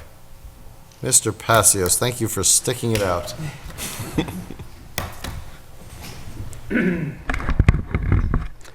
Dave Passios, 56 Whiting Street. I've got 3 quick things. First of all, I'd like to remind everybody that the farmers market starts its season this Sunday from 10 to 1 p.m., I believe it is. They have quite an event planned for the kickoff for the season, so I hope everybody gets out. I haven't looked at the weather forecast, but hopefully that holds. I know last year it didn't matter what the weather was. Everybody had a great time, and there was a great turnout, even in the drizzly, damp weather that they had. Secondly, a few weeks ago, after town meeting, I had asked about the process and timing of the transition of the Parks Commission from 3 to 5 members. And I had forgot to mention that I did understand that the charter has to be certified also before that process can start. But I'd really like to know exactly what the process is after that, and time frame. Sorry. So the changes voted on at town meeting for the charter aren't approved by the Attorney General. They're approved by the state legislature. Oh, okay. So the process will be that town council will prepare a final document. It will go back to the charter review committee for a final review, then come to the Board of Selectmen for a final approval to petition the state legislature to adopt those changes. And that process can only start after the town warrant has been certified, correct? Which I don't know if it has or The has Attorney not. General, yeah. Because the vote by the town has to be certified first, doesn't it? Yeah, but that's only, again, the AG doesn't reserve Right. this, so this process has already started as far as the charter. Okay. But it takes a while to get special legislation. Yeah, so we're potentially looking at next spring's election at the So I'm earliest. hoping, if possible, if everything goes well, that we'll know before next annual election. That's when we would put them on. Okay, that's fine. Just wondering about that. Finally, a quick comment about your discussion about your goals this evening. Just a little bit of a comical comment, and that is that I've only sat through one longer conversation trying to make one decision, and that was the planning board trying to decide what the appropriate size of a chicken flock should be. And they went for over 45 minutes and then gave up and said, forget it, we're not even going to put it in there. I think I was part of that conversation. Right. I just thought it was interesting. That's how I felt as I was waiting for you guys to work your way through that. But seriously, about the primary property, as you move forward with trying to identify the potential outcomes for that, I think if you concentrate on maximizing parking in whatever proposal you come up with for that property, then it enhances the Ritter property. And it takes care of that concern. Because, as Ms. Adams said, School Street has to be maintained, so you do have some limitations there. I appreciate that, and I agree with you. Thank you. Yep, thank you. Any public comment from the board? I do want to make, I'm sorry during the announcements, because we took people to, because of different things happening with the people attending tonight. But I wanted to say thank you to the cruiser night that was last Wednesday. That was excellent, and it really was a great event. They had a perfect weather. They had great attendance. And it was a lot of fun. So I want to thank everybody who was involved in making that happen. They raised a lot of good money. The food was good. The entertainment was good. The cars were great. I'm not even a car person, but they were fun. So it's nice to have another. That was, I think, the second year they did it? Third. Wow. All right. See, It's been time around flies when forever. You're going to cruiser nights. So it's nice to have another tradition starting. So thank you to everyone for that. Okay. If nobody else has anything, I would entertain a motion. So moved. We have Motion to adjourn. Motion to adjourn. Do I have a second? Second. All those in favor, please say aye. Aye. Good night, everyone. We will see everyone July 9th, so way in advance. I wish everybody a happy Independence Day. Thank you.